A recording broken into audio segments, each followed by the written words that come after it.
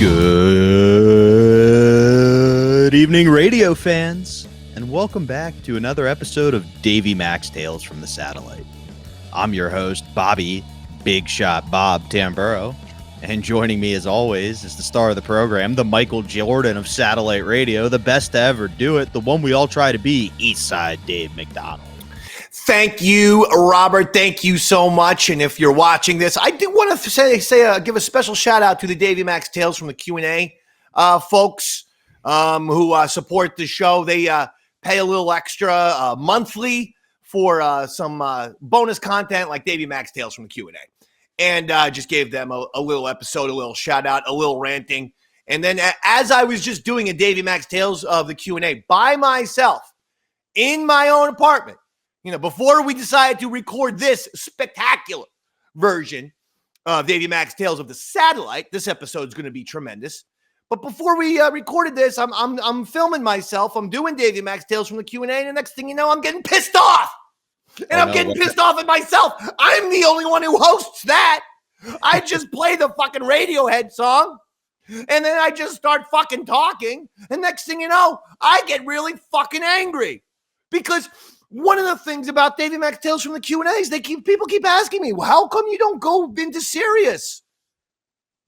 I have asked to just say hello to any show that will have me in the building. 12 years ago, I was banned from the building. You want to know the reason why? Subscribe, go to the $5 Dogsy tier and listen to Davey Max Tales from the Q&A. And if you're on that tier, I would say who doesn't want to do what Dave got fired for these days? It seems like everybody. But first of all, it was an email. But if you want to know the exact specific contents of the email and what was said in the email, Davey Max Tales from the Q&A. But so I'll throw you over there. But the main point is, why don't you folks talk to the Chris Pepper Stanleys, the Earl Douglases, the Sam Roberts? I'm saying in a nice way. The Ron Benningtons. What if you really want the Dave man back at SiriusXM? Make it happen. Fucking call him. Call him. Request it. Say David Mack wants to just help out people. He's in a situation where he can do shows and wants to do shows, especially with people that he likes. This is all positive from my standpoint. So I'm not trying to shit on you, the Dogsies, the wonderful Eastside Davidians. I'm just saying I love your support of, hey, loving the Davey Max Sports program, as folks have said, loving the Yaddle Chattel, Tales from the Satellite's a mega hit. Even Eastside Davidson Wrestling Show is a fun little show. So I got all kinds of content for you. We got the Patreon page and all this shit. But at the same time, if you want Davey Mack on the Bennington or the Sam Roberts, I would suggest talking to them. You know, and I'll even say on some of the posts you put up, like the Davey Max Sports program and stuff, I've seen the fans tagging people like Sam saying, let's have a reunion. And that's a positive way to do it. It doesn't make sense, but it is odd. It is odd. It's like, do they think they're going to get in trouble for having me on their show?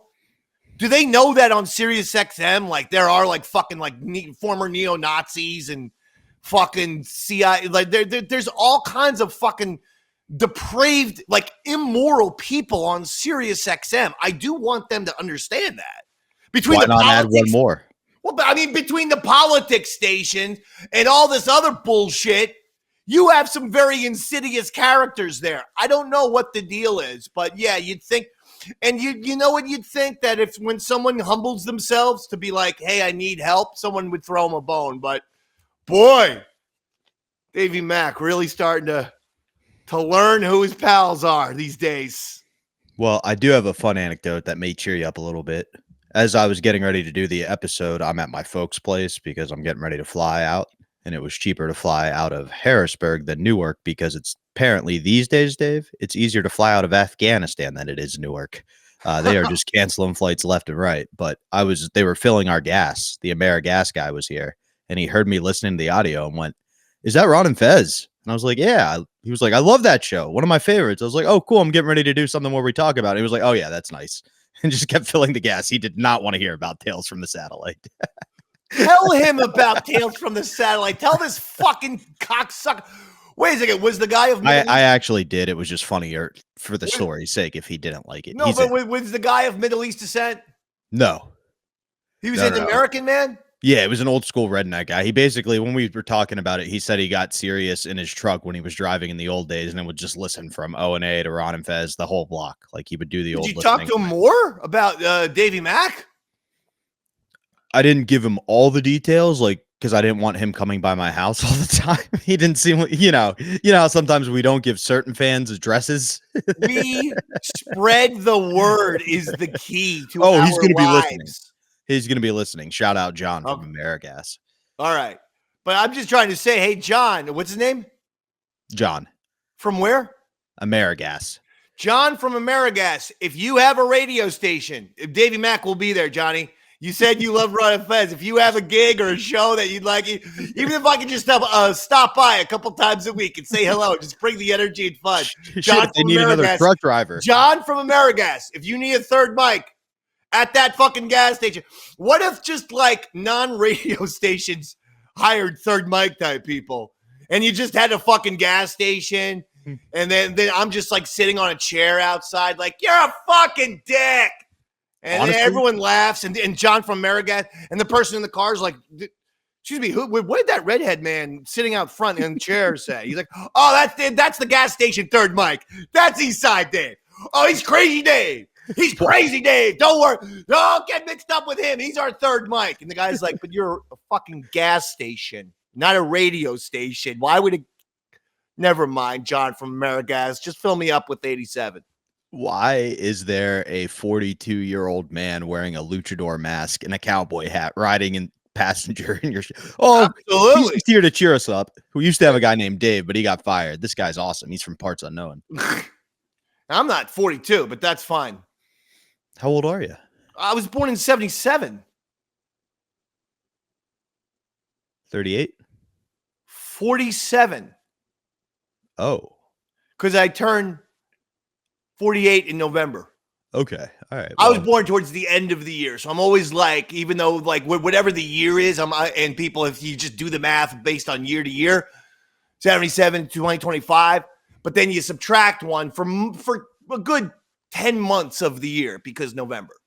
Well, honestly, I looked at you and did the math and got 48 and went, there's no way. He's such a baby face. And maybe that's just more about you. Well, I can't afford any haircuts right now. So I'm just trying different things. I found some hair gel at my mom's house. So I stole it. So now I'm trying just different things, different hairstyles. This one, it was pushed up a little bit, down on the sides, brushed evenly, combed. Honestly, the gel looks good. I would rock this, dude. But that's not what we're here to talk about. Yeah. We are here to discuss your time on Tales from the Satellite. And it's been a while since we've done one of these, but this is going to be our second What If episode. Now, What If Volume 2. And as I explained to the wonderful audience on Tales from the Q&A, we have some great questions, great hypothetical questions. You know the what if thing. It's where we throw out scenarios and say what could happen. And we have a lot of great topics to talk about. And Robert says we've got some fast, fun, and furious audio to go along. Robert was here while you were saying that to the Tales questions from the satellite audience. And I was going, please don't say that. No. But by the time you guys are listening, we'll have some sick ass audio. Yeah. So today's episode is going to be fun. We decided, you know what? Let's have a fun episode, just a happy, jolly episode. Talk some shit, listen to some great Ron and Fez all together, and that's what we're going to do. Now, to start out this time, I was trying to break it up into categories. And if you really think about it, if you look at all the producers throughout the years of both Ron and Fez and Opie and Anthony, it kind of comes down to the big three for me. It's you, Chris Pepper, and Sam Roberts. And why I meant those as the big three, you guys are the ones continuing to do broadcast. You're continuing to do your thing. Like you took what you were doing and ran with it and made it your own. You didn't just sit there and continue to produce, if that makes sense. Okay. So the first set of questions I kind of wanted to ask about those big three, Okay. and the first one for me, the biggest of the big three, Chris Pepper Stanley. The biggest. Physically. Oh, okay. Well, you should have said that. You should have said that. Yeah, oh yeah. Physically the biggest. Yeah, physically the biggest. Not Although there's star debate about who's taller, me or Pepper. We're almost the exact same height. Like when you see it, that's why when Pepper and I would walk into a place, they'd be like, these two guys are podcasters, or are they here to rob us? Because like usually the podcasters and radio folks are 5'8" and below. Like you don't get a lot. I know Howard Stern exists, but honestly, if it was you and Pepper and Sam Roberts in a picture and you and Chris were behind him, it would look like you were the henchman for his super villain in the 90s. Yeah. Oh yeah, he's a tiny little person these days. Although I guess he's in his 40s, and so finally some of the all that chicken finger weight is coming on him. If you ever watch him on WWE, he's looking like Telly Savalas these days. That's Sam Roberts. Oh, yeah, I thought you meant Stanley, who's just slimming down. Oh, Sam. All Sam needs is a fucking little cherry lollipop. And he's got the whole Kojak thing going on. Well, we love all three of them. Oh, yeah. And if you don't know, Pepper's story started as an intern for Ron and Fez, got hired as a producer, and is now the executive producer of the Bennington Show. Is that actually his title? That is his title.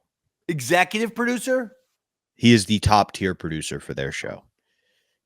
It is funny how the guy who was the executive What's Earl's title then? Below Chris. Not as good as Stanley producer is what I believe they call him. Okay. But the question is, Chris is kind of a rarity. You don't see a ton of interns from the Ron and Fez show getting hired as producers nearly at the level you saw of O&A. Like O&A would bring in guys who, as a listener, you would be like, why are they bringing him on? But I guess behind the scenes was doing stuff. So what if Pepper? Yeah, but I always felt that way with O&A. Why are they bringing this guy on? He has the personality of custard. Like they had so many fucking guys on their team. They must have had at least 38 producers. And each one of them more boring than the next. Sam was the only one with a little personality. Each one boring as fuck and completely inept. Every single one but Sam. And I mean everyone. If it's not Sam, then all of you are either inept or boring or both. And this was during your tenure, you're saying. Yes. So we're not talking. You can't hire fucking interns like, I mean, if the intern blows you away, of course. But just because they're there for their internship and they complete the semester doesn't mean like they automatically get the job. I mean, come on. O&A kind of treated it like a fraternity. If you could take the hazing with a good smile on your face, you were accepted as part of the team. You went through that trauma. And that did them no good because they just got a bunch of pussy producers who were completely afraid of O&A. I couldn't agree with you more. And the question I have, honestly, is what if instead of getting hired by the Ron and Fez show, Chris Pepper Stanley started his radio career as an intern for the Opie and Anthony show? He would not have handled that well. A couple of things to keep in mind. The first thing I thought of was that's really early in the morning for a young Pepper to get up. Here's the bottom line. He would not have, I think that would have been a bad fit because I think there were too many people on that staff who really thought of themselves as like they were the hot shit, so to speak, because somehow they got confused with working for Opie and Anthony. They got that confused with being Opie and Anthony. A lot of producers on O&A thought they were superstars, and they sort of like walked around with that attitude that we're the superstars of this fucking thing, man. You're like, you're not fucking cool at all. You're a fucking boring douche who does nothing but uploads audio for 8 hours. Or maybe you make one sounder. So congratulations. You're here for fucking 8 hours and you did something that got 15 seconds of airtime. No one knows you did it and you're a total snooze fest. Well, Pepper then would have a couple guys, I'm not going to say their names, but the dicks, the more dick-headed guys who are going to make the little comments here and there, Pepper would have lost their shit. And I could have honestly seen maybe even a physical confrontation with Pepper between specifically one or two O&A producers who I'm going to keep nameless. I could see a physical confrontation with that. He would not have been a good fit. I would have been a better fit because I would have seen it as a challenge that, oh my God, these guys are these guys are JV. I'm varsity.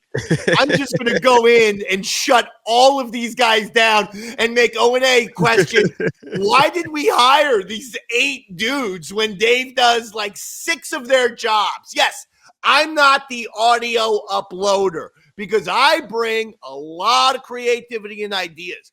But outside of that, they could have fucking fired 3/4 of their staff and kept me, and I would have fucking rocked and rolled for them. I will say, though, even if they came to you and were like, you have to upload audio, you would have figured it out. It's not your cup of tea. I know how to do technical shit. What I'm saying is, see, this is the thing that people like don't understand. It's honestly, honest to God, what Earl Douglas has never understood about me. Doesn't get it. I gotta be careful. I was right about to say. So I'll say with regards to an Eric Nagel. Any monkey can upload audio like Eric Nagel. You see how I had to change it from Eric instead of Earl? I'm glad you did. I'm really glad you did. We want to stay on YouTube. Yeah. So any monkey can upload audio like E-Rock or Earl. Anyway, the point being, not everyone can think of ideas like what's the world. We have 2 people who want to get married on the Ron and Fez show. What are we going to do with them? Davey Mack, how about the world's worst, fastest wedding? We'll do everything that a wedding does, including the bachelor party, the bridesmaid, and everything. We'll do it all, and we'll do it in 1 hour. Well, we could do it in the fishbowl. That was me, all right? Ichiban. I came up with that. How about the fucking 25 different characters with your Guy Geyersons and your bored gossips and all that bullshit? Games and fucking stuff like that, like actual games that we played, I came up with. So if I'm doing the bullshit of uploading all that fucking shit, then you don't have me thinking about fun stuff for the show, creative ideas for the show. So you don't want me doing that. Earl Douglas would always be like, well, Ron, I mean, Dave could, upload some audio. Trust me, Robert, I knew how to work Duet. I know how to work the fucking computers. I can, if you tell me, hey, we need this done, we need some audio or clip done in Adobe or even Pro Tools. Yes, I can get you that shit. But is that what you want? In Michael Jordan in his prime, do you want him being the fucking best player on the floor, or do you want him being an assistant coach? Doing with the clipboard because he's still a brilliant player. So, let's make Michael an assistant coach. I don't think that would be the best usage of Michael Jordan because you can get an assistant coach anywhere. You can't get a talent anywhere. Davey Mack is a talent.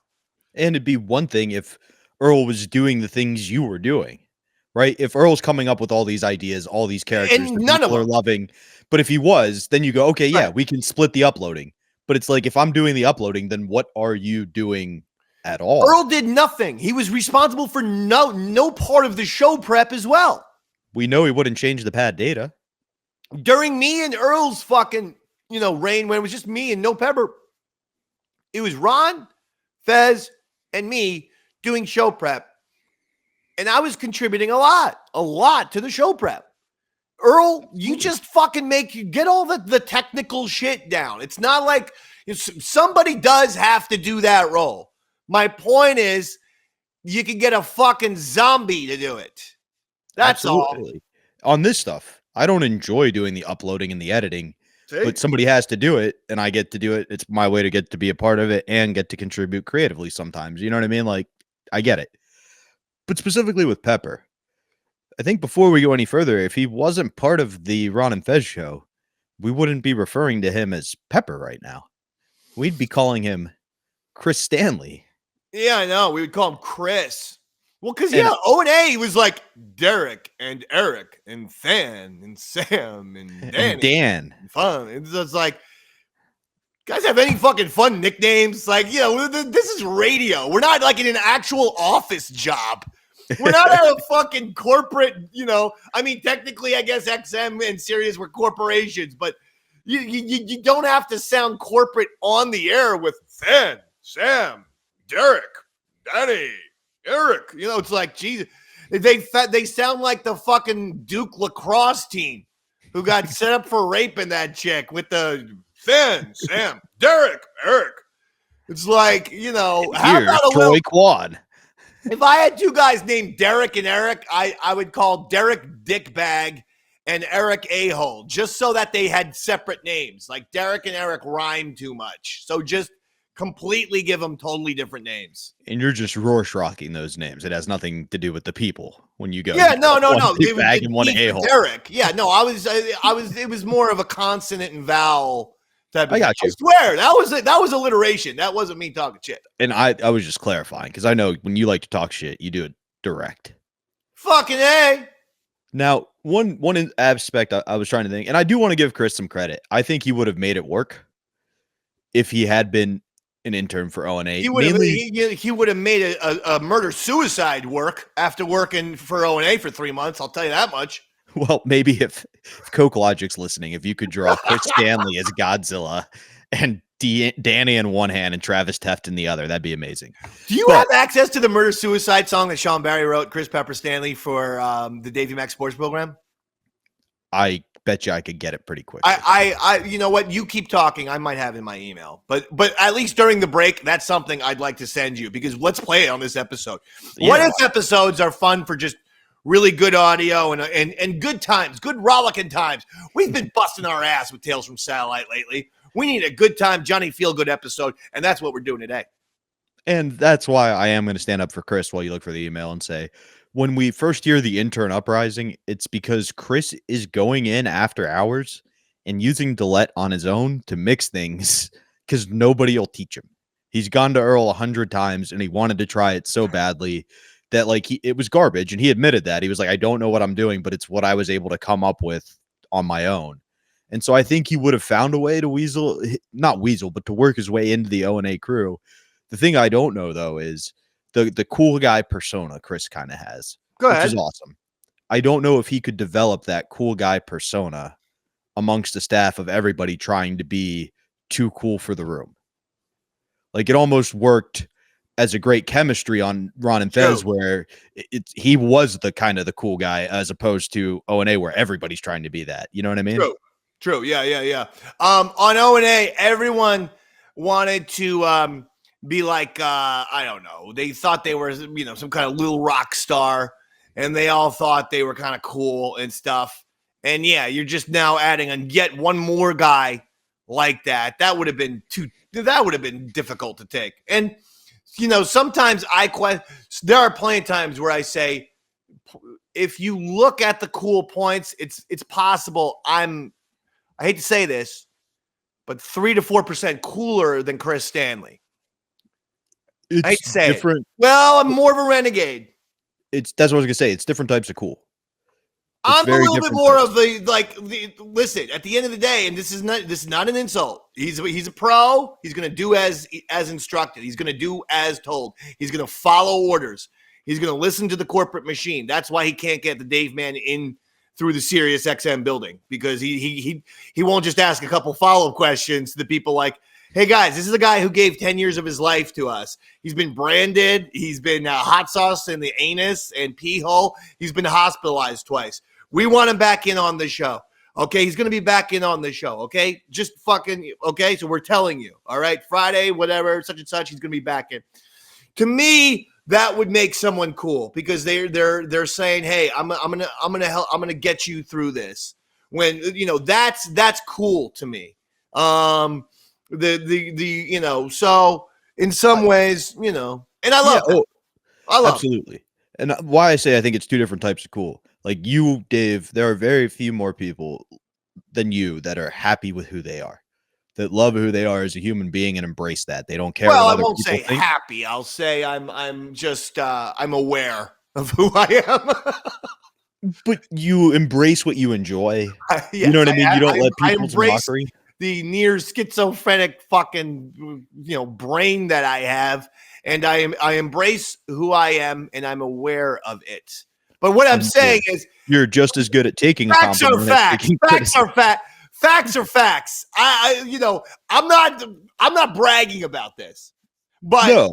facts are facts, and that I will say, if you fuck me over, I'm going to let you know, and I am absolutely going to come after you, and I am Absolutely. not afraid to say anything. And that makes me a little bit more of a rebellious character, I believe. That's all. And look, the proof is in the pudding. I can't go back into Sirius XM because I emailed some fucking blonde, washed up. Wait.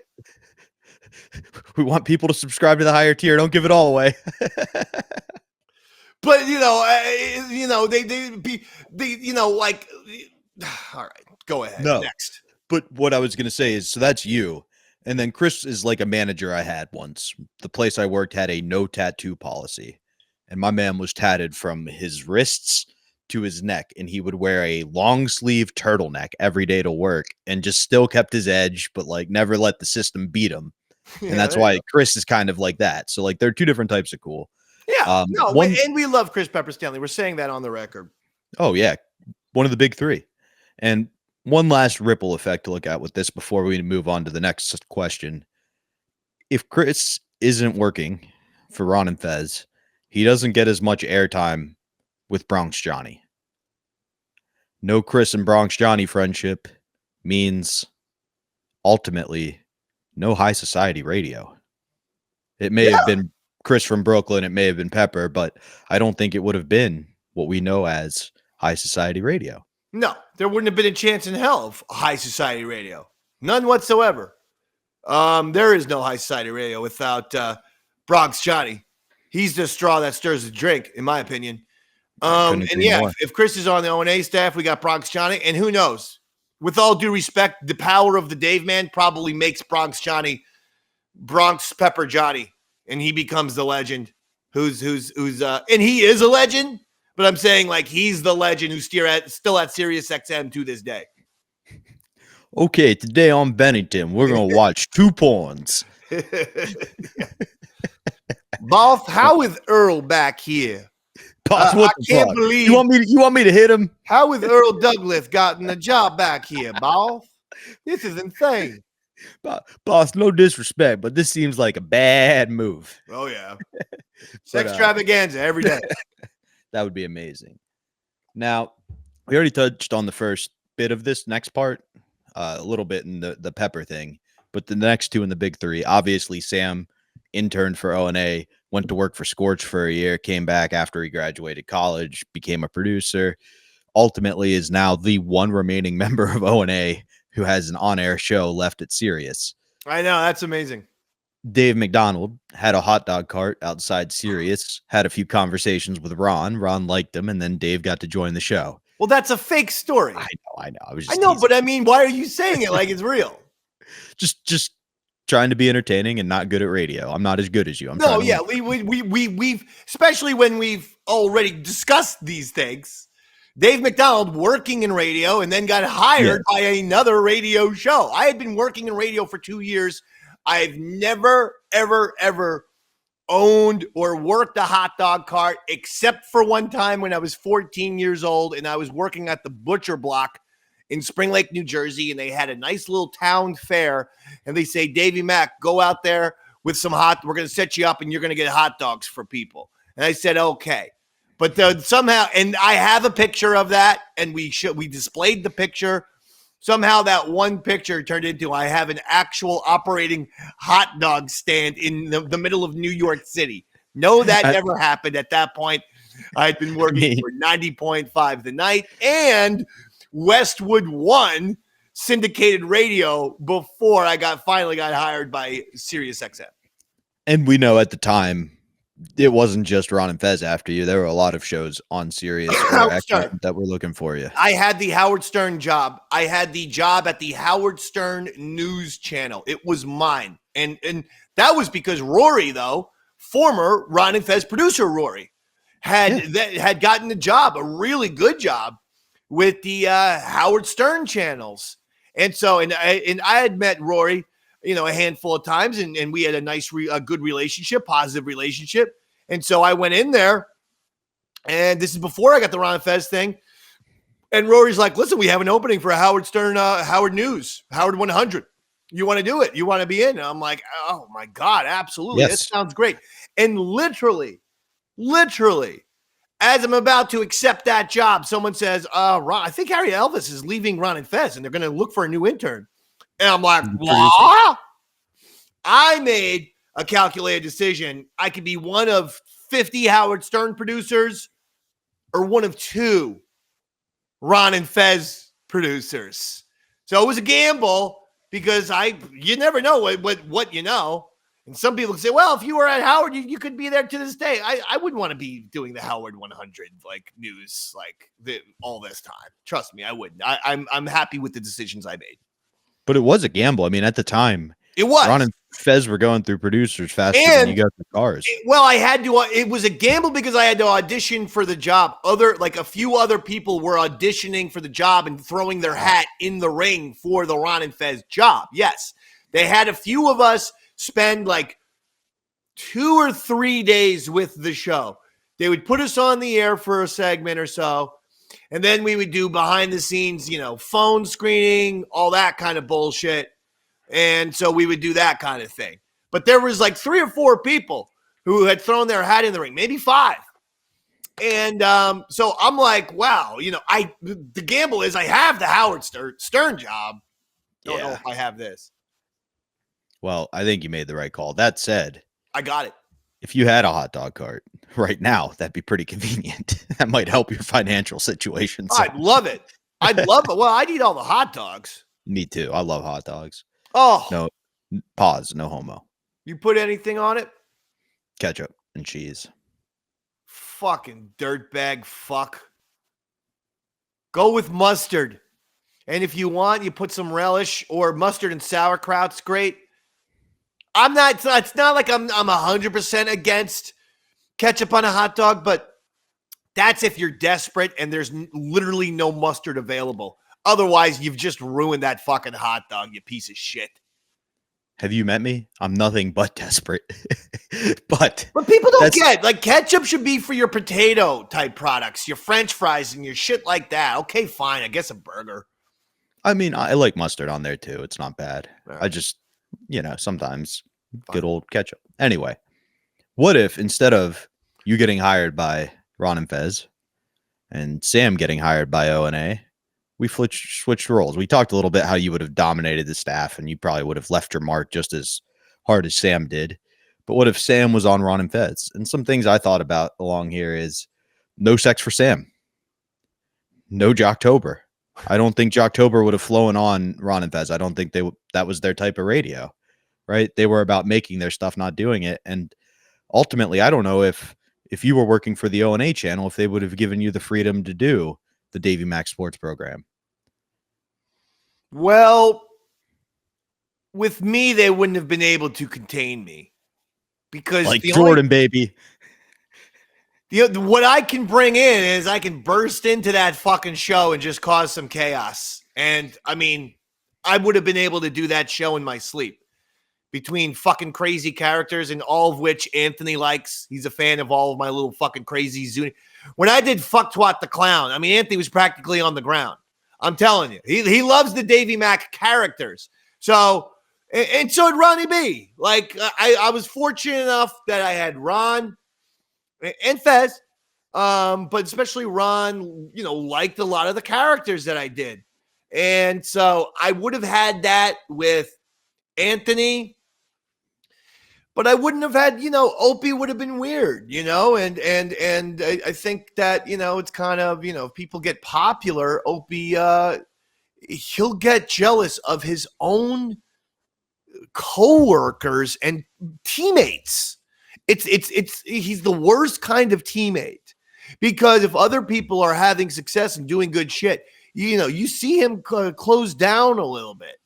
You see him, he's not that happy with it, because he's got to remind people, it's Opie and Anthony, Opie, it's Opie. Has anyone made themselves less likable in the past 10 years than Opie? And now it feels like everyone is finally taking shots, or everyone is on his case. Am I wrong about that? Everybody is taking shots and everybody is on his case. The only person I could think of more hateable would be Kanye West. He's done a pretty good job of just destroying any legacy. Why I say the only reason why I bring this up is 10 years ago, I fucking, Opie said something stupid on Twitter where he completely lied. And he said, like someone said, hey, Opie, don't you owe Dave $500, which he does. They had something called the biggest gainer competition, how much weight we could gain in a month. I gained the most, 25 pounds. Okay. I gained the most, or 30. I think it went from 190 to 220. And the point is, he never paid me that money. Someone on Twitter asked him, it was like, Opie, why don't you give Dave that $500?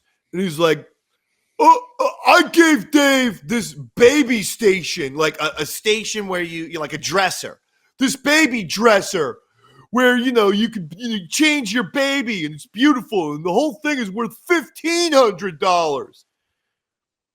At the time, my kids were toddlers, did not need a baby station. They weren't fucking babies. They were like little kids. This was like 2015. So they were like, 6 and 7 years old, respectfully. They didn't need a fucking baby station. The thing was massive. It was used. I couldn't do anything with it. I couldn't sell it. I had to pay a guy I knew $20 to get his pickup truck just to take it out of my house into the dumps. I never asked for it. It just showed up in my house. And we're like, this thing is massive. We have nowhere it can go. It doesn't fit anywhere. And our kids are they're grown. They're kids. They're not fucking babies. So I wrote that, and Opie's like, Dave, you're fucking da. And I'm like, you know what, Opie? Here's what I really think of you. If you didn't hit a fucking lottery ticket by getting Anthony, and then another lottery ticket by getting Norton, and then several other lottery tickets with the Patrice O'Neals and the Rich Vosses and the Colin Quinns, you truly would be nobody and nothing. And you don't get credit for that. You're not an agent. You're not fucking Colonel Parker with Elvis. You don't get credit for discovering people. You were supposed to be their peers. You're Anthony's peer. You're his colleague. You're his coworker. You're his teammate. You're Jim Norton's peer, coworker, teammate. And you fucking sucked compared to them. You're not a millionth as entertaining. You've always been a fake douchebag. You have a fake radio voice. That whole, hey, dudes. I can't even do it. Hey, man. Why does he squint his eyes as well? Brother man. Hey guys, it's Opie today. Gonna do the live stream. Hey dudes, don't listen to anything Anthony says, man. It's so weird. Hey guys, it's Opie. Yeah, man. Hey girls, show us your tits. Opie's biggest claim to fame is ripping off Howard Stern with strippers and homeless people. That's it. He provided nothing original for his entire career. Anthony, Norton, and the rest were the talent. Everyone fucking sees that. When I posted that 10 years ago, I had just gotten, I think, the Compound Media gig. And Keith the cop goes, hey, come on, man. Delete those tweets, man. I'm like, why? I'm like, Anthony doesn't fucking like this dude. He's like, but what if we could do an Opie and Anthony reunion on Compound Media? I go, you're living in fantasy land, pal. Anthony's never, ever going to do his show with that fucking douchebag again because he's a complete sociopathic, mentally unhinged douche who's never been funny. And now he's even worse because he has a contrived radio voice and some kind of weird squinting thing, squinting and rating. I think it's like the worst fucking shit imaginable. So I says this to Keith. He's like, come on, man. So out of respect for the possibility of an O&A reunion on Compound Media, I deleted that fucking tweet. I actually was so upset at myself for it. Here we are, 10 years later. I'm waiting to see where the fuck O&A is. Because all I know is if that tweet was still around, I would retweet it today. And everyone would be like, holy shit, Davey Mack got that one right.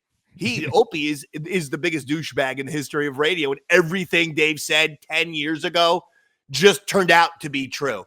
I said it in 2014 on my website.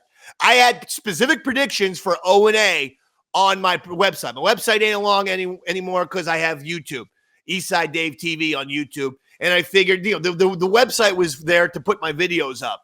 Well, if all the videos are going to YouTube and the podcasts for that matter, then what's the point? It just saves me $30 a month. But on this fucking thing, I had predictions. And one of the predictions was O&A will split up because Opie is such a fucking megalomaniac, egocentric, narcissistic douche that the next time Anthony does something or says something, and that's what happens in radio. You do something, you get a little hot water. But the next time it happens, Opie's becomes such a douchebag, he won't defend or stick up for Anthony, and the show will split up. Guaranteed. And I swear to God, I swear to my kids, I said all this on the website. And again, who fucking sees the future? I swear to God, I must have some ties to Nostradamus. He must be an ancestor of mine because I predict what's going to happen accurately every fucking time. 10 years ago, I told you that this was going to happen. I told you that O&A would split up because Opie would stab Anthony in the back. I told you that Opie is a completely unfunny douchebag with no friends. Now that these past 10 years have elapsed, who was right on those things? I would say you were, Dave. Boom. And this, by the way, this is a fun episode for me. Yeah. I'm loving it. The audience might be like, he seems mad today. I'm not mad. Now, I haven't slept. Well, I'm dealing. I don't want to take advantage of a delirious Dave. So I haven't slept. I'm dealing with a lot. Didvod at AOL.com is my PayPal. DIDVOD at AOL.com is my PayPal. If you have an extra $5,000, now would be the time. Anyway, besides the no sleeping, I'm enjoying myself because these things need to be said. And I like the what if episodes for being the time to say them. And I love that. And we're going to ask one last question about our big three before we take our first break. Wow. This one might be the most controversial question. This one, in my opinion, might have had the biggest impact on both of our careers. What if Sirius XM had just given Dave the raise that he had asked for? I would have stayed on Bennington.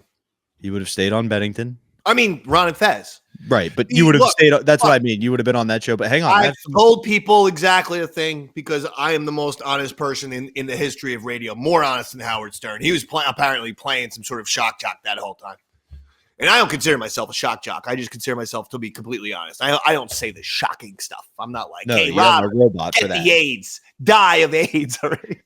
Remember that was the whole rage? Remember that was a lot of get some AIDS and fucking die. My favorite thing is one day Ron stood up for Fez and was pissed with Norton and was just like, let me guess, Jim, you want him to fall into a bucket of AIDS? Haven't heard that 9,000 fucking times. Write something new. And it's just like, oh shit. Yeah, I mean, there was a lot of AIDS talk and reliance on AIDS. But anyway, what was your question? You got the raise. You stay at Sirius. Okay, so before you answer, I wanted to say I'm honest, and so I'm telling you, I was getting paid $37,000, and that was vastly underpaid, especially knowing that there were O&A producers who were making $75,000, $80,000, and I was twice as good as all of them. So I went to him and said, and Earl was making at least probably $65,000 to $70,000. So I said, but not at that time. Earl was gone. So, but when Earl was there, he was making $65K or something like that. So I said, look, I'm better than everyone on O&A, but yeah, all right, I don't have to get paid the whole $75,000, $80,000, but I deserve to be paid. I deserve to get $60,000 a year for this. For what I'm contributing, I deserve that. Now looking back on it, I should have been paid 3 times as much as that.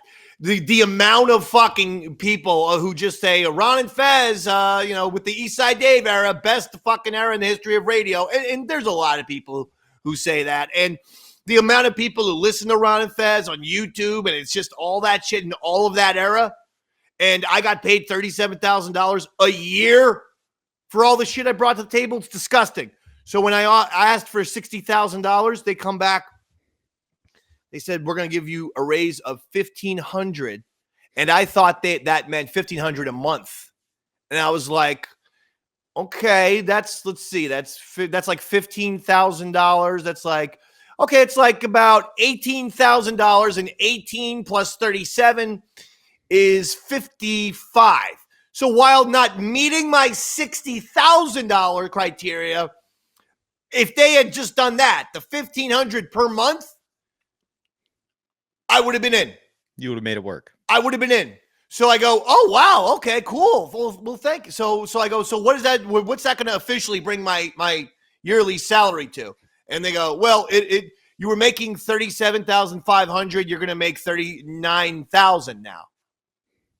I go, what are you talking about? I go, oh, it was $1,500 for the whole year, Dave. We're going to give you $1,500. We're just going to give you another $1,500. That's for the whole year. So from $37,500, you will be getting a raise. You will go up to $39,000 for all the shit that you do. And yes, we recognize that you've been hospitalized twice, and you've been on the Times Square Hard Rock Cafe thing twice for wrestling the Midnight Rider and for getting married. And you've contributed epic moment after epic moment. And you're a creative guy, but no, we feel like the guy who inputs audio into a computer for the O&A staff is worth 70, and the guy who comes up with so much fucking ideas is worth 39,000. And that's when I said, well, fuck you.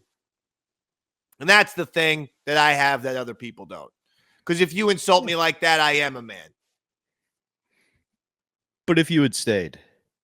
If I had stayed?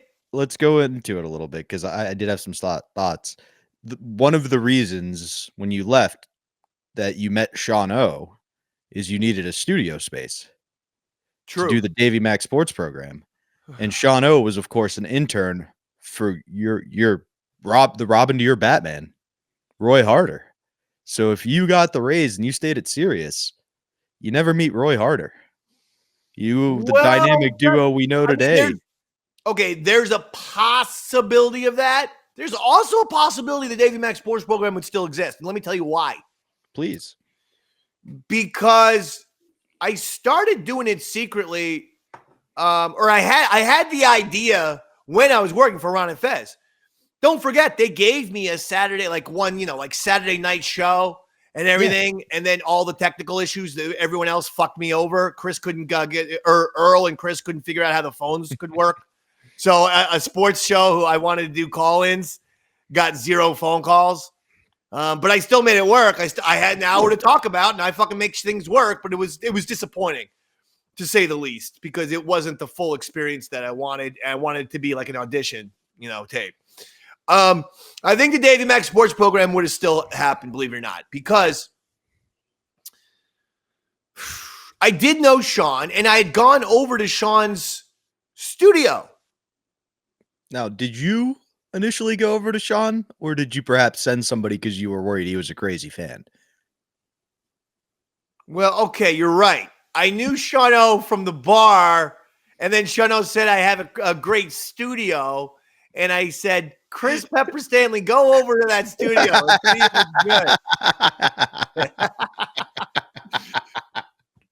It's good. Chris, do me a favor. Go check that out. We'll see. But the point is, because I don't need – everything's going to look good to me. See, if you have a fucking aluminum can with a goddamn piece of string, I feel like I can make a radio broadcast out of that. We are right now. Yeah, so I'm the wrong guy to ask. It needed to be Pepper. Hey, do you think that this is the kind of place where we can do a show that's going to sound somewhat good? But yes, he was the scout. But that's a good question. It's okay. There's a possibility that I wouldn't have met Roy Harder, which would be very sad. And let's take it even further. You're on Sirius. You've got your show running on Sirius. There's no need for Riotcast. There's no need for Riotcast. There's no need for you to go to Compound. You're not on Compound. No loser writes you an email going, please help me. And right now, you're not saddled with intern Rob. Oh, man. So, Matt, if I had just stayed, I wouldn't have to deal with you. That would have been my reward. Yeah. My reward. I would have had to eat shit from these corporate mindless bastards and be completely underpaid. But yeah, I wouldn't have had to deal with you. It really is a choice of, is it worth not meeting Rob or to not meet Roy, or like it's a double-edged sword, buddy.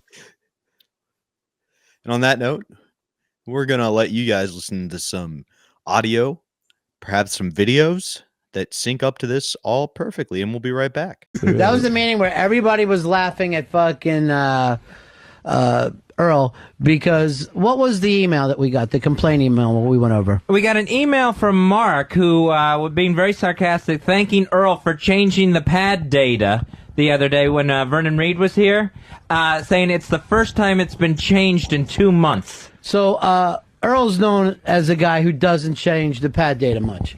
So I go, why don't you have one of the interns just fucking, their only job is to pay attention to pad data? Because I do that. I'm all over it.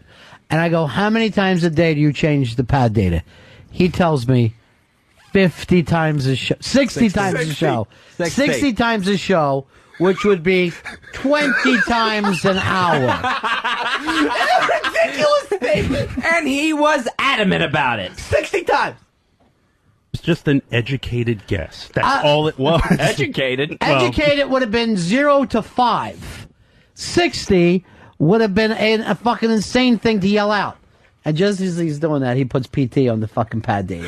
He makes sure that, like, the following moments of being in trouble, he acts like changes have been made. Yeah. You don't have to worry about a thing. 60. If it was changing 60 times a show, we wouldn't have had to put an intern on it. Ron blinks. There's one of his changes. Fez is breathing. I would like to know when fucking Fez is breathing, when he's not. There's just not enough. There's not enough material. Yeah. It's impossible. Yeah. For every 2 minutes. You probably only have 60 changes a week. 60 and to just say it's a guess is like someone saying, how many home runs did Mickey Mantle have in 56? 217. Oh, just guess. That's all. It's a guess. It's a guess. It's just a guess. And then we were all laughing at him, and he went fucking crazy. Yeah, screaming at Dave and, of course, Lily.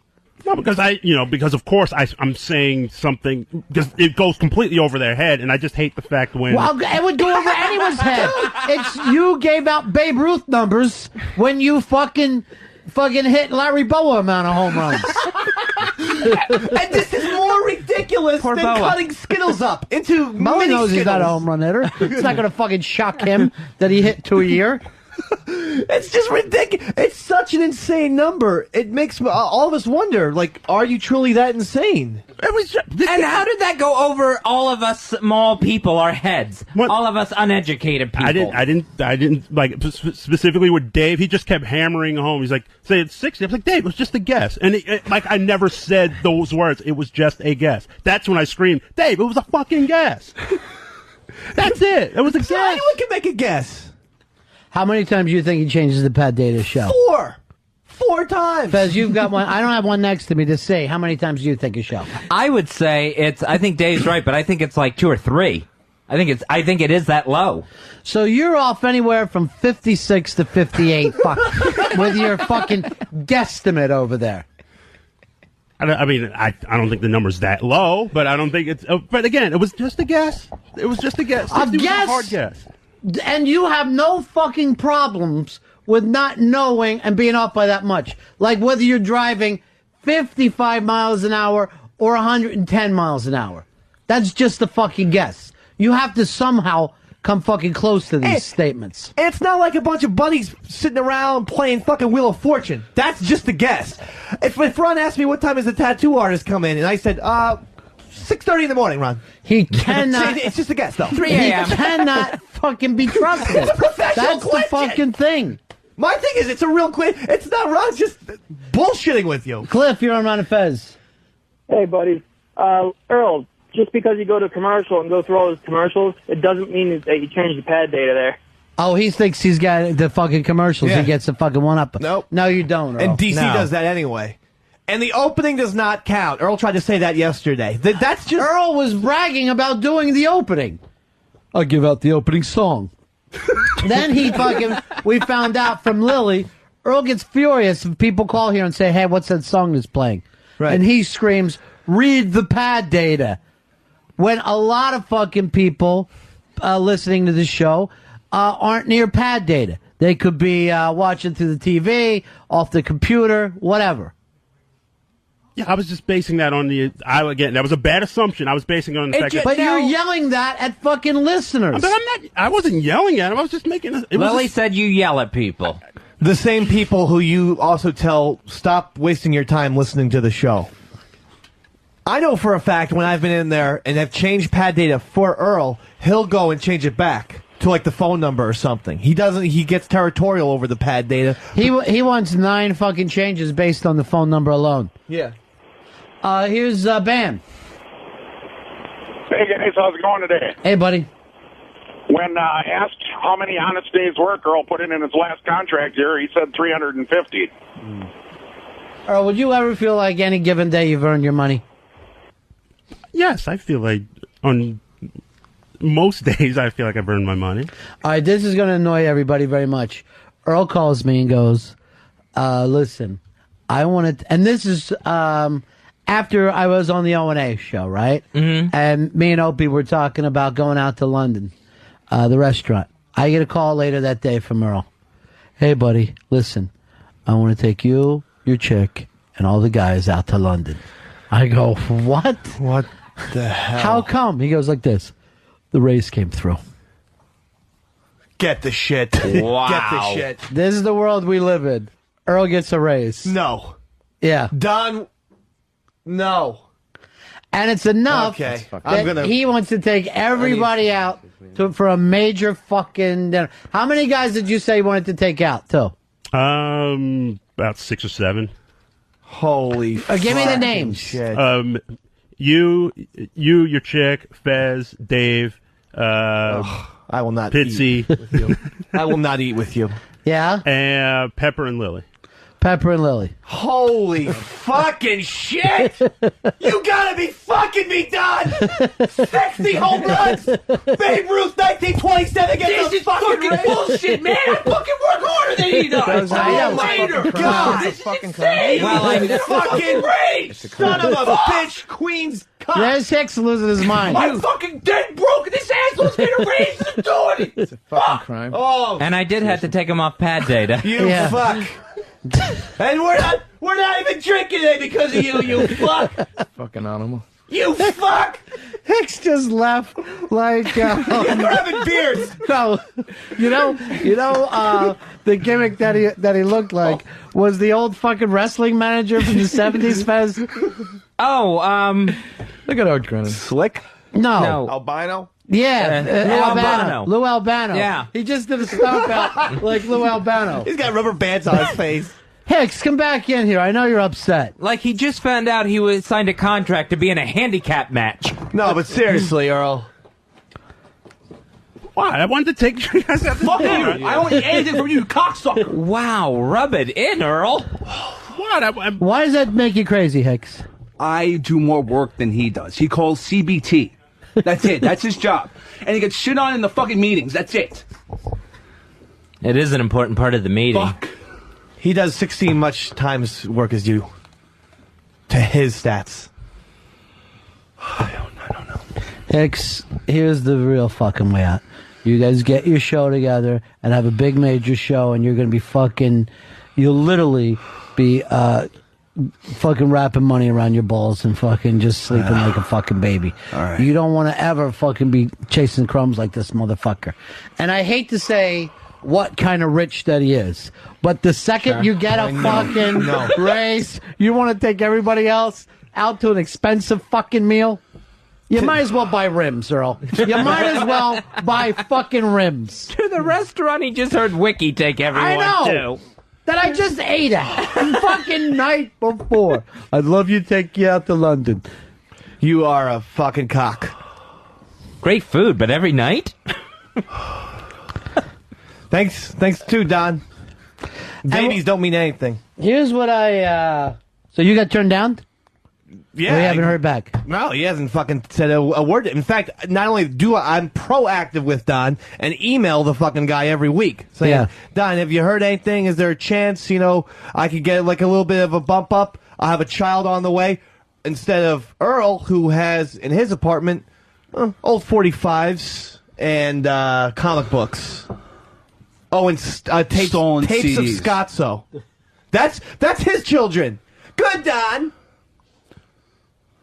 And good for you, Earl, for fucking me in the ass. All right, here's and cuddling in Pepper's mouth. Here's Christine. You're on Ron and Fez. It doesn't taste good. That's ass to mouth. Yeah. That's fucking ATM, they call it, Ron. That's ass to ATM. mouth. That's an ATM, yeah. Here's Christine. You're on Ron and Fez.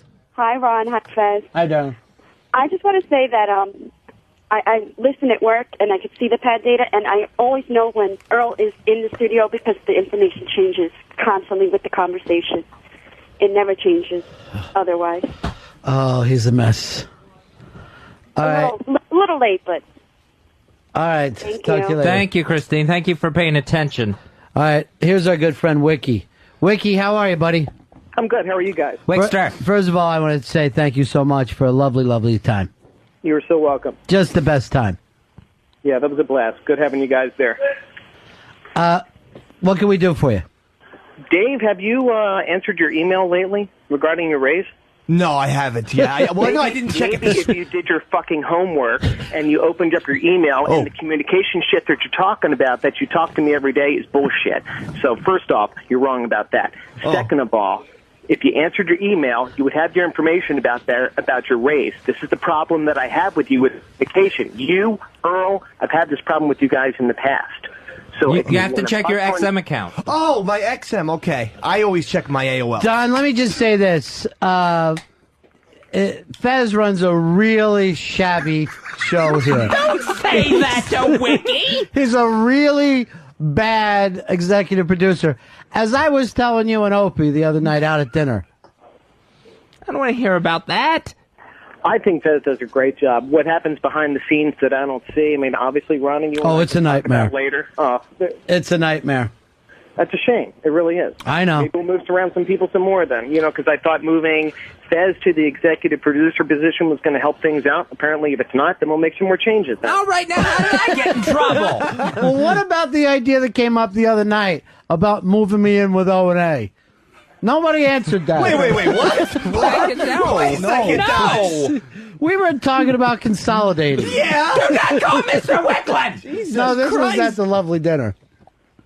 I believe I was cooking at that point, so I didn't hear. You did a fantastic job too, by the way. Thank you. Sorry, I'm glad you didn't get sick. Yeah. No, it was terrific. And by the way, I think Opie had to be kidding when he was acting like that he didn't have the time of his life there, because I think he did.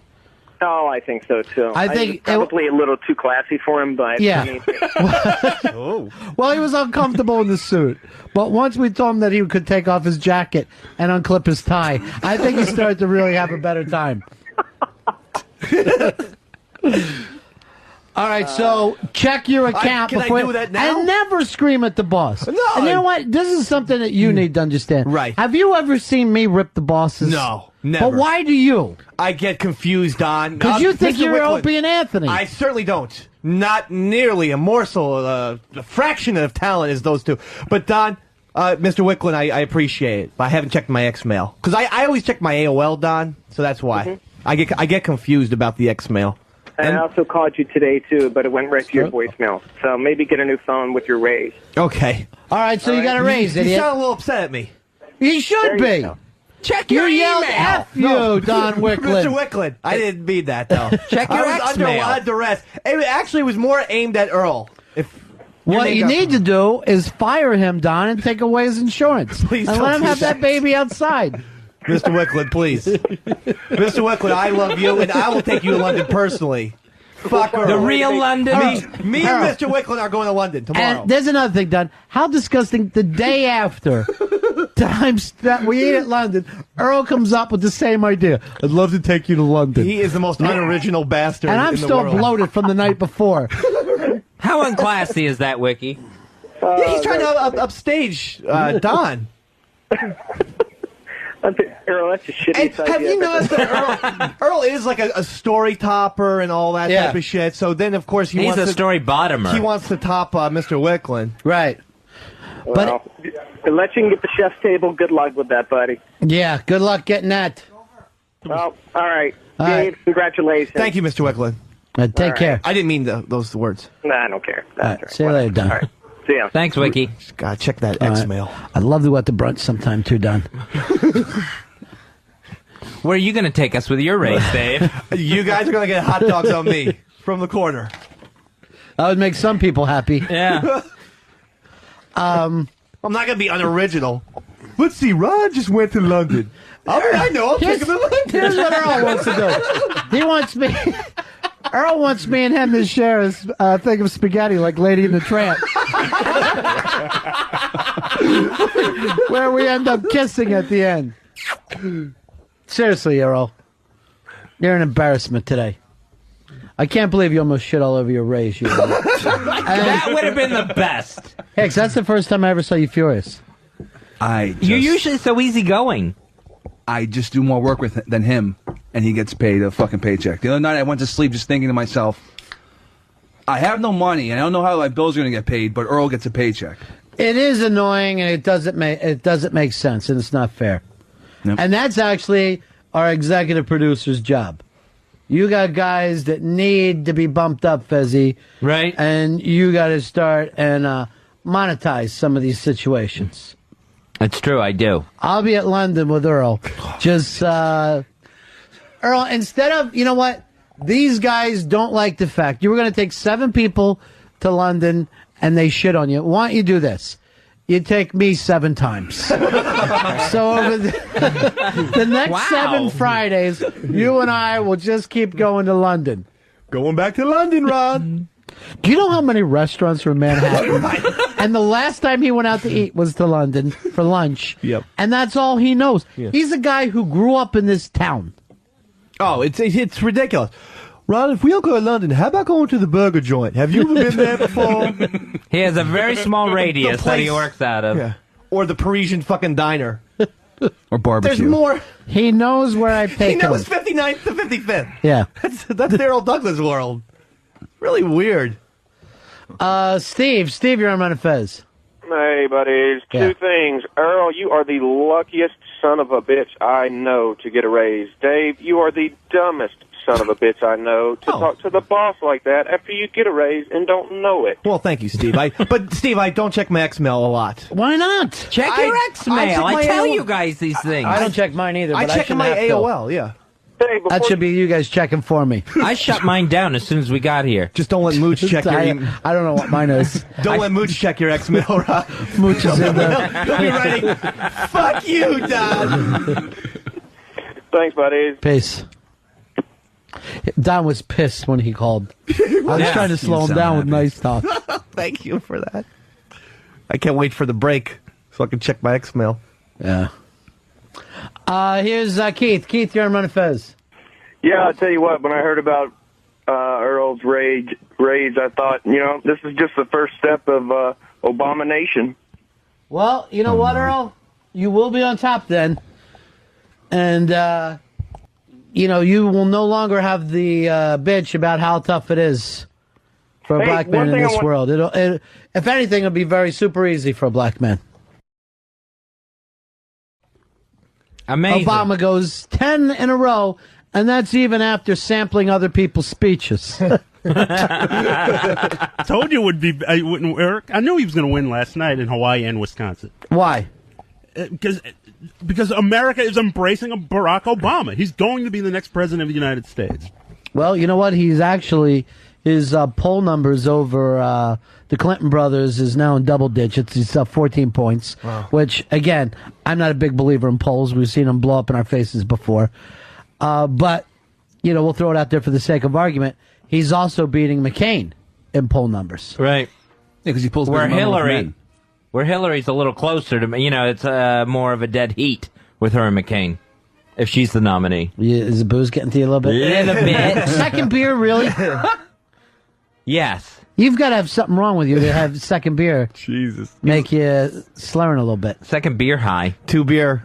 Well, Queer. I won't What? finish it. What? I won't finish it. Cancel his X-mail account. Cancel my email? Like canceling the internet. How you doing over there, Polo? I can speak perfectly. I know. I'm not asking you very quickly. This is very well into my 3rd beer, and I'm perfectly lucid. And do you honestly, in your mind, think that this Gap is going to be a success? Here's the thing: it was the marketing plan is shot to fuck. Do you realize that we will see? I'll just say. Charlie Manson in the White House before Gap becomes a success. It's a good film. I swear to God, it is a good film. It's a serious film of ideas. We will actually see ducks driving city buses before we will hear the film Gap is a huge success. And yet I'm also appealing to the horror audience as well. We'll hear the term Academy Award winner Lindsay Lohan before Gap is a hit. 3 beers, and I can swear to you that it'll be great. What are you swearing? It'll be fantastic. All right. Cooper Mang will win a Super Bowl before Gap becomes a success. That is true. That is true. We will see Cooper Manning being hoisted above his 2 brothers' heads as he plays for the Racine Raiders out of Racine, Wisconsin, where the Oakland Raiders team has moved. You really think that that's not an impossibility? No, there is some mathematical possibility that all those things will happen. And that number is smaller than Gap being a success. Yeah, I'm not saying success is a relative term. I mean, God knows I'm not expecting Titanic numbers. That's fine, but I'm just saying the Manning family has put out a lot of good people. Right. Well, the one that you're talking about has something wrong with his spine. Fuck it, he'll do good. They have a good jing. A good jing. A good jing? All right, slow it down, big man. 3 beer and then 2 beers. What's this I hear? Oh, everybody's drinking thanks to our guys. And I'm not even a beer drinker. Mafia Life Chris, if you're the best man in this wedding, you probably should have thrown this bachelor party yourself instead of having me put it all together. I was told not to because it was happening on air. Well, that's the thing, Chris. We can't have everybody drinking in here. That's the only problem. That's okay. I don't know what gets into Fez's staff. Excuse me a second. Easy, you're drinking, Fez. Holy You're shit. drinking. Slow it down, big man. Slow it down.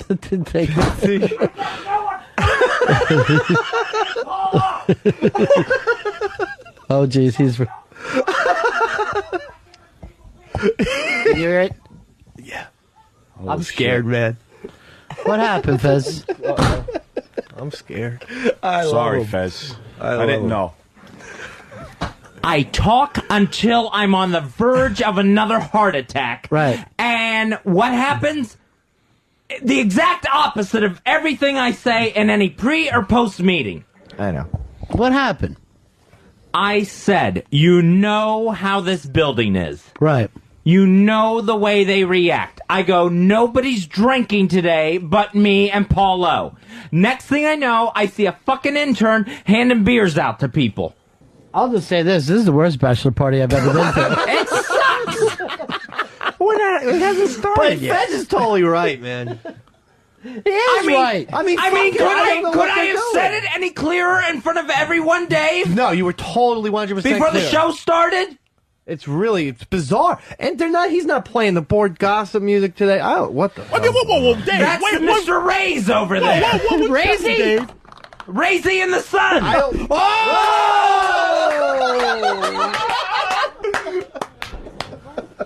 They're so scared of black people. What is it, Pitts? We told our guys only Fez and Paul are drinking. I will handle it. I don't know why someone else was given a beer when we gave specific instructions. I'm still waiting for another one. All right, you calm down. Razy, what are you yelling at? You can't do your job, so what? At no point did I ever say, can the guy hand that person? No, we were talking about the boy gossip music. You were that was my fuck up, you and were I getting acknowledge that. But I never handed any. Well, you're not supposed to hand it. You're supposed to keep an eye on stuff while Fez is drinking. He's your EP and he's drinking today. He can't relax. I can't enjoy the bachelor party because I have to sit here. Look, you know what where I'm sitting? Yeah. Edge of the seat. Look, think of it this way. None of your guys respect you. Why are you upset about that? And you're losing 2-1 right now to beers to pull up. And you used to be a drinker, And me, Fez. I'm leaning back in the seat. Hey, could everybody hear Fez when he was going crazy? Yeah, Did that come out on the air? I think so. Shit. Yeah. Scary. Sorry. Oh boy, Dave, just like you predicted, that audio tied in perfectly and put a real bow on that whole segment. Sorry, got a little technical malfunction. Did you hear that? Yeah. What was it? I was editing Davey Max Tales from the Q&A while doing Davey Max Tales of the Satellite. Look at me. You're the fucking human. Yeah. You were thinking I'm not the number one producer. I'm just in a top 3 with these other 2 stooges, Sam Roberts and Chris Stanley. I'm doing a show and editing a show all at the same fucking time. Hey, man. I didn't say you weren't the Kendrick Lamar of that big 3. Oh, okay. That's You fair. might be. As long as I'm God and they're Jesus and Holy Spirit, then that's fine. I would have Sam as Jesus because Chris can't pull off that thin of a look. So now And you say holy when you see Chris, just not spirit. Well, no, I mean the Spirit, the Holy Spirit. I always imagined like a lot of smoke, and we know Pepper likes to rock that ganja, baby. Ooh, we know he good likes one. to puff and rock, and he like it so much, Daddy. He like a puff of a marijuana cigarette, Daddy.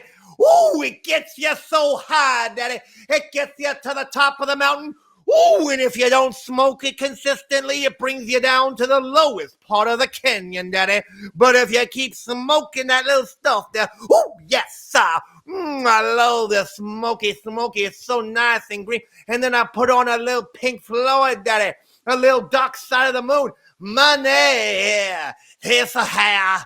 Hey, who football team in my hair? I don't know all the words, baby. I don't know all the lyrics. All I know is it's a damn good song. So make sure Chris Pepper standing for your Holy Spirit marijuana now in stores selectively.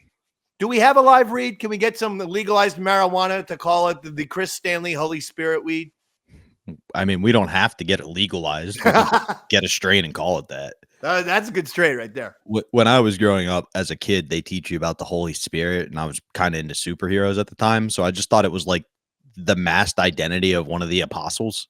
I didn't get like it was a whole other concept. I was like, oh, they just don't want us to know who it is. I will say it was difficult as a Catholic, difficult to understand. So the Holy Spirit, it does it even have a shape? Can it be just like Casper? Is it like Casper, the friendly ghost? Like, is there like a head and eyeballs, but then like no feet and it's just floating?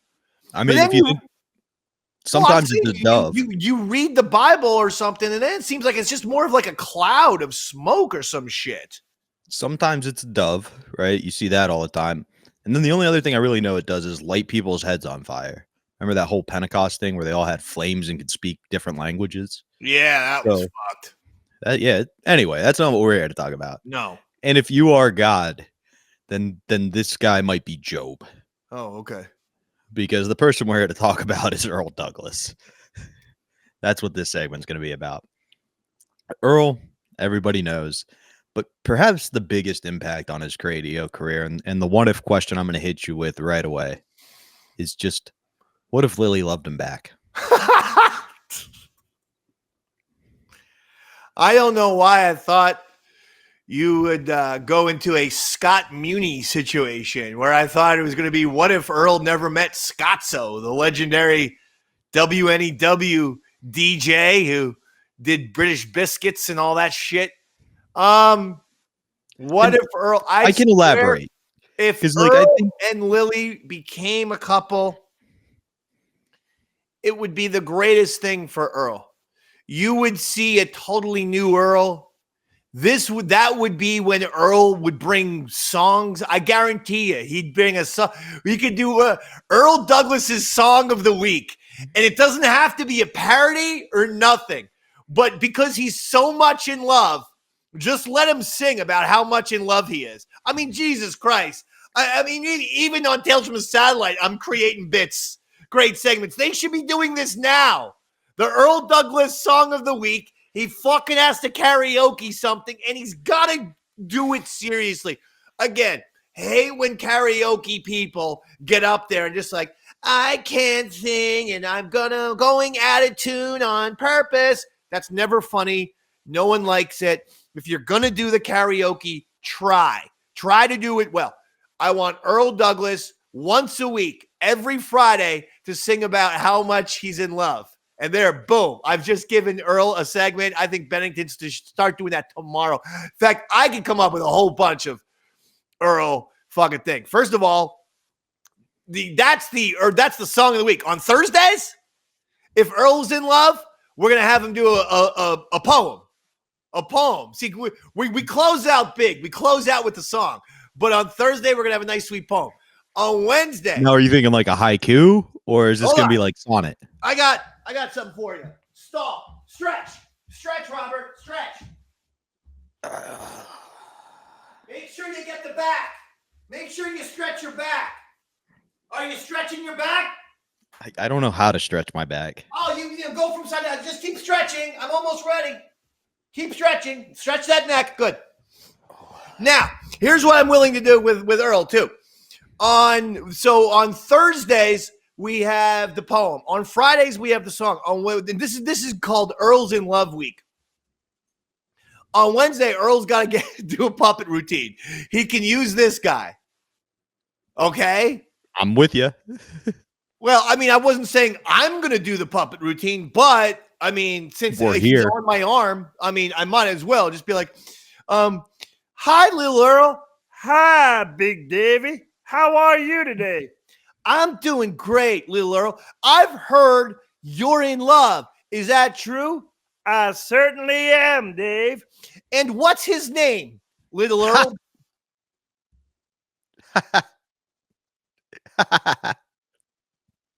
I'm sorry, was that? You're not speaking that much. Are you okay right now? Don't talk to me about my sexual preferences, Dave. It's a lady. It's a lady friend. Her name is Lily. Oh, okay. Really? And to quote Jim Norton, does she have a bucket of AIDS on her? Or why is she going with a guy like you, little Earl? This is a bad segment. So that's your Wednesday segment. Wednesday's going to be the little Earl. Thursday's the poem. Friday's the song. I got to come up with 2 more days. On Tuesday, I want Earl to go out on the sidewalk and talk to people about being in love. And he just goes up to couples and is like, are you guys in love? Because I'm in love. And just see the reactions. I'm sure some people, I think there's a 50-50 he could get pepper sprayed. Today's day and age. And is then that on Chris Monday, coming on him? And then on Monday, we're going to take it slow. Monday, he's just going to tell us about his weekend in love, what he did. Tuesday, man on the street, goes up to couples, asking them if they're in love, and talks about himself being in love, and basically bothers people. Wednesday, puppet time with Lil Earl. Thursday, poetry. Friday, we close off the week with a big song about Earl being in love. That's Earl's week of love. Boom. And you want to know why they call me an idea man? I just showed you how radio producing works. This is literally what we did in the Ron and Fez office. I kid you not. This is how it works. We sit around, we fucking ball bust, we make fun of each other, and then we go, hey, let's do this. I just gave you a fucking thematic week of Earl. Boom. The only critique I might make is maybe we make Thursday he gives you his tip of the week where he explains a sexual tip. I just want to, I feel like Earl's got game.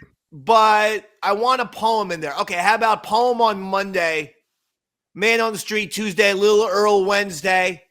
Thursday is tip. Thursday is Earl's tip. Friday, we do the fucking song. Do you want to take a quick break? You could call Ron real fast. Oh, wait. Earl isn't in love. Lily didn't love him back. None of this can happen because that didn't occur. I know. But I would it's so say sad. So sad. It did feel like that was the final pivotal turn for Earl going in a downward spiral. And it could have been him spiraling up, right? He doesn't get that loser image. He stops feigning. You know, he had good taste. I haven't seen Lily in a long time. What is she doing these days? I don't know, man. And I'm going to be honest. I heard from? You know I heard from Flutzy. Really? Yeah, I was like, Flutzy, why don't you do the fucking show then? I miss you guys so much. I miss you. Every 3 months, I'll find a post, and underneath my post, she'll say, I miss you guys. I miss you. I'm like, we do the Davey Max Sports program. You can be on it. When do those posts come in, Dave? Are they perhaps like 2 o'clock in the morning? Usually 2 or 3 in the morning, including a text that Flutzy gave the Dave man at 2 or 3 in the morning. Dave man get in his car? You know what Flutzy likes to do at 2 o'clock in the morning. Same old bullshit. I miss you guys. Man, I miss you guys. And I'm like, well, I mean, listen, you don't have to miss me so badly 2 o'clock in the morning on a Saturday, text lady. Come on down to the Jersey Shore. I'll show you how much you miss. Woo! But nevertheless, I am going to reach out to her, Robert, and ask her to be on the show. She'll say no. Yeah, of course. It's not that she says no. She's always working when we're doing the show. She's a waitress or something. She does that, and I saw she had a couple Fashion Week walks. No, I mean she does the modeling as well. She's still a model. Yes, she does. She's a successful model, and she pays the bills doing the other shit too.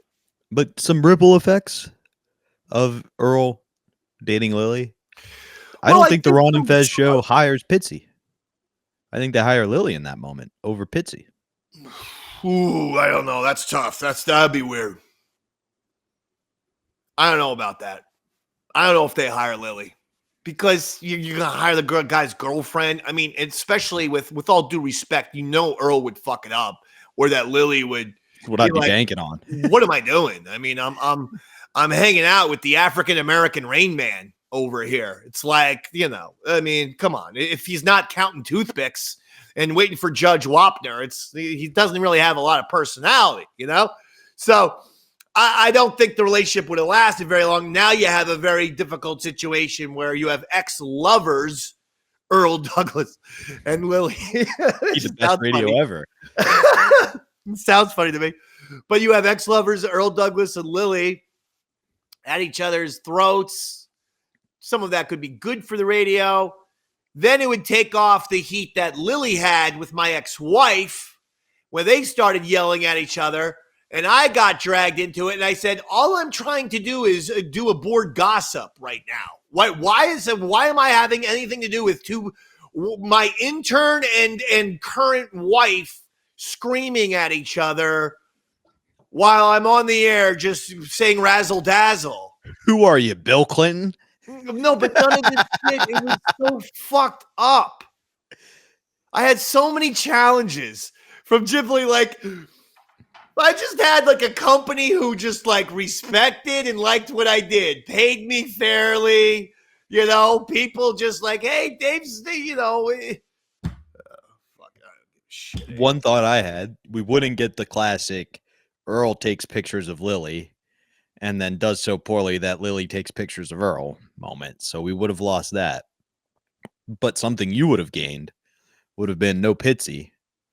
You get to see the entire Pearl Jam concert because nobody's calling the security guard an N-word. No, I would have. No, I'll trade getting booted out. I enjoy Pitsy. We're still pals. I mean, very loose, but we're text buddies, or we see each other, or whenever I need Pitsy to if he wants to, we want Pitsy for the show. Pitsy's there, but would you say it's safe to say you're closer to Pitsy than Earl is to Lily? Oh yeah. Oh, that's very safe to say. I got a call from Scruffy the intern the other day, but it was a missed call because fucking Flutzy, He called me, not texted, called me at like 2 a.m.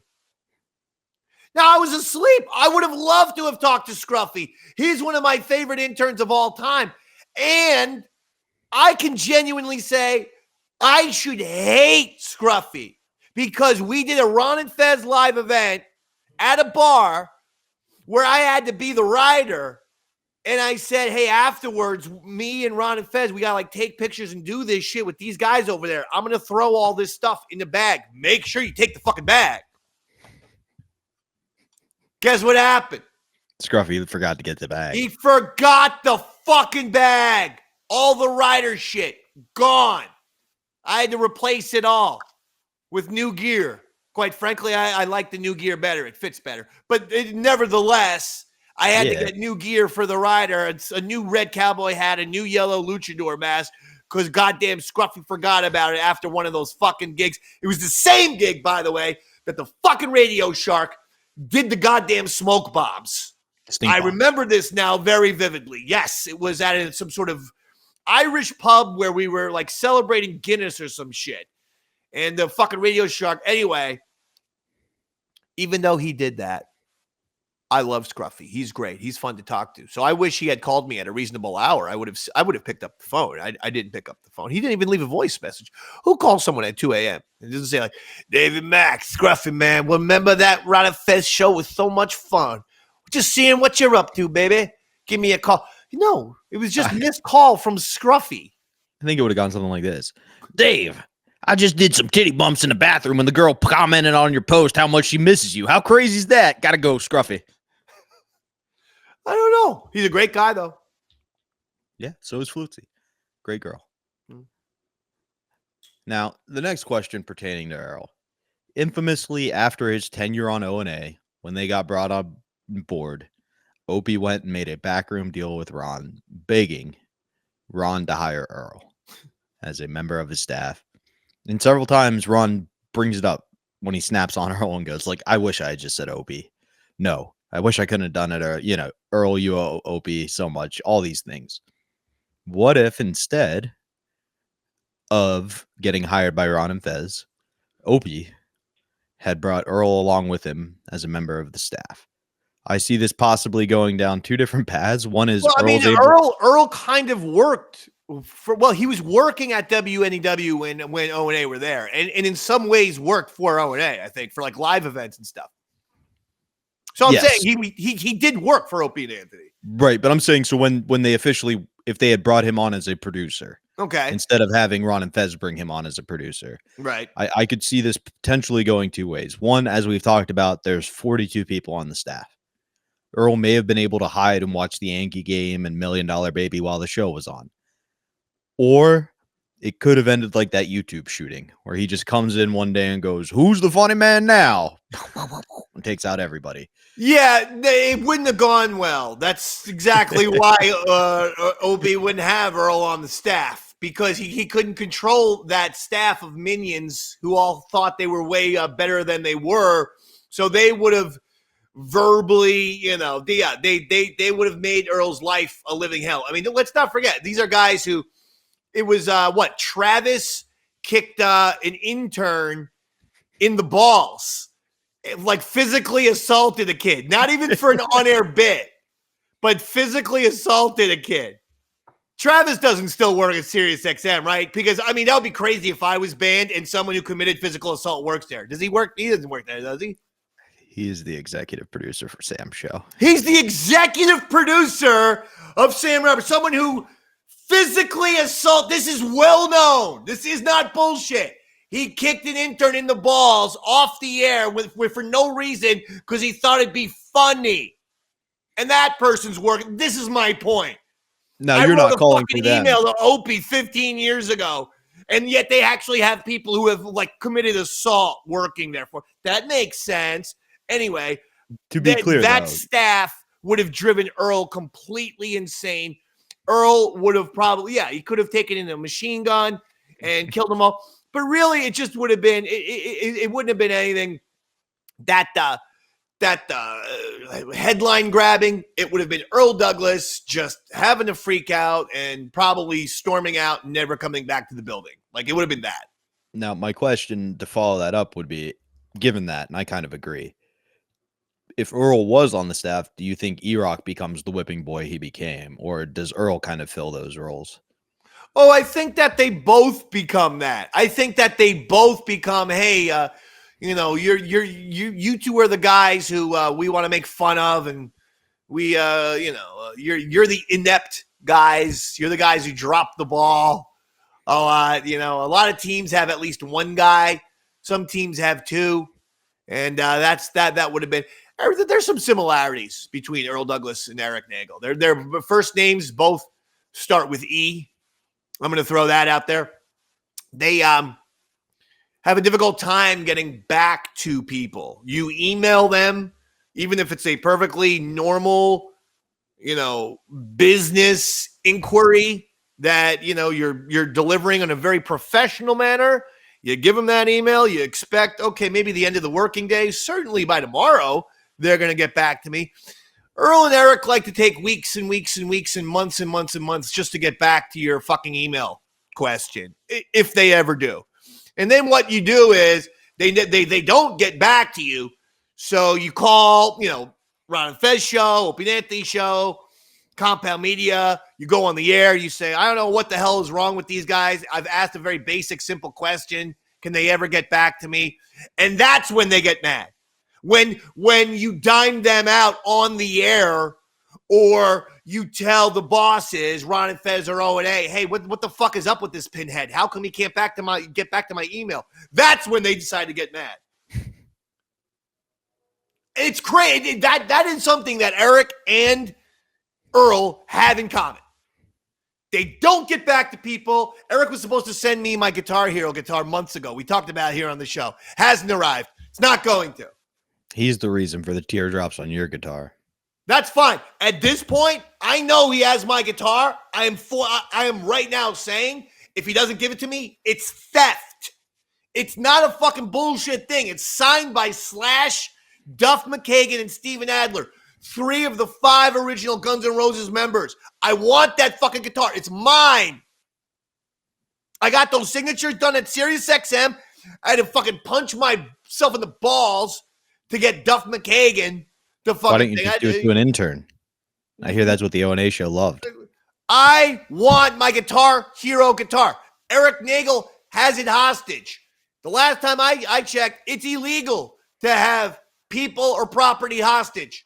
So if I don't get my fucking guitar soon, I'm calling the cops because he stole it. On that note, I'm going to let Dave call the cops, and we'll let you guys listen to some of the audio.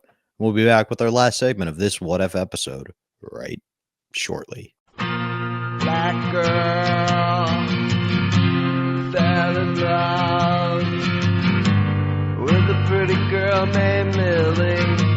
With a pretty girl named Lily. Black girl fell in love with a pretty girl named Lily. With a pretty girl named Lily. Even though he knew he didn't deserve one, Earl was shocked to find out he didn't get a raise. Wiki sent him on his way. Hold up, hang on, it gets a little sadder. The lone wolf has been shattered. Lily fell in love with somebody else. How will Black Girl live with himself?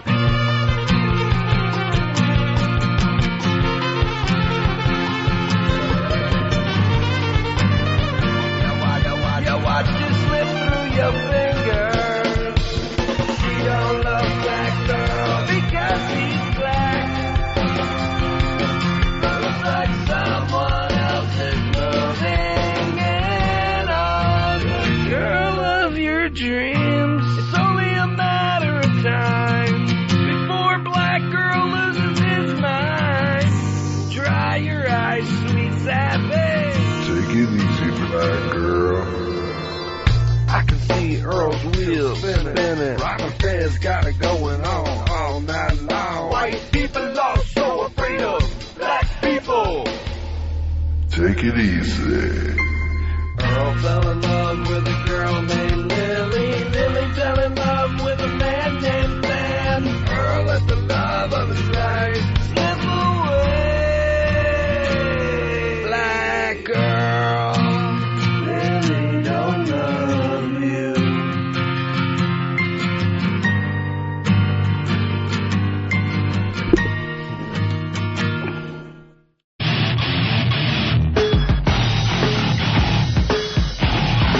It is Opie and Anthony. Hello, how are you guys?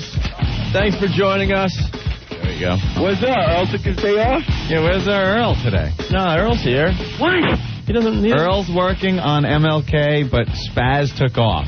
Well, we gave Spaz a day off. What kind of irony is that? How weird is that? Wait, that is something we got to talk about really fast. We gave Spaz today off.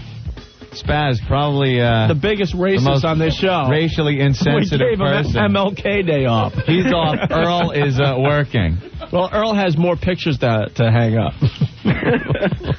Dude, we got to tell you, man. They gave Earl a job last week to hang. How many pictures, Ben? We got a bust on Earl. I'm sorry. 5 or 6, I think. Yeah, about 6 pictures. They're redecorating the WNEW lobby area, and they have like a big logo, and then they wanted like 6 pictures to hang around the logo. Yeah. And there's like, Ant and I with Sammy Hagar, and the radio chick is up there. The fame pictures. And a couple of the other shows around here that I don't know the names of. And so they give Earl, right, these 6 pictures to hang? Yeah. How long would you guess it would take to hang 6 pictures? Figure out a pattern, how's it going to look, plan it out. Right. Give or take an hour. An hour, right? Not including labor. Let's be fair. How about 2 hours because you just want to take your time and be a little lazy? All right, you got to make it look pro, bet. Ready for this? This is the God's honest truth, Ben. Tell the faithful listeners how long it took Earl to hang 6 pictures around the NEW logo. The entire day. What do you mean the whole day? The whole day. I saw him out there. There was a level on top of one of the pictures. I swear to God. A what? A level was on top of one of the pictures. A level. Earl takes it like to the extreme, right? You could just eyeball some pictures. Yeah, eyeball a picture. OD. He put in for OT. Wow, no. What? He put in for OT because he went over his hours. You should beat his ass, man. Is that him coming down to try to defend himself? Look at him, he's all pissed. Listen what Earl's going to say. Come on, Earl. Hold on. All right, Earl, come on. Defend yourself. I have seen the mountaintop. First of all, Earl, why didn't you take today off? It's MLK Day. Yeah. I did take it. I just wanted to get some extra stuff done in the office. That's all. Wait, you're off? He's off. I'm off.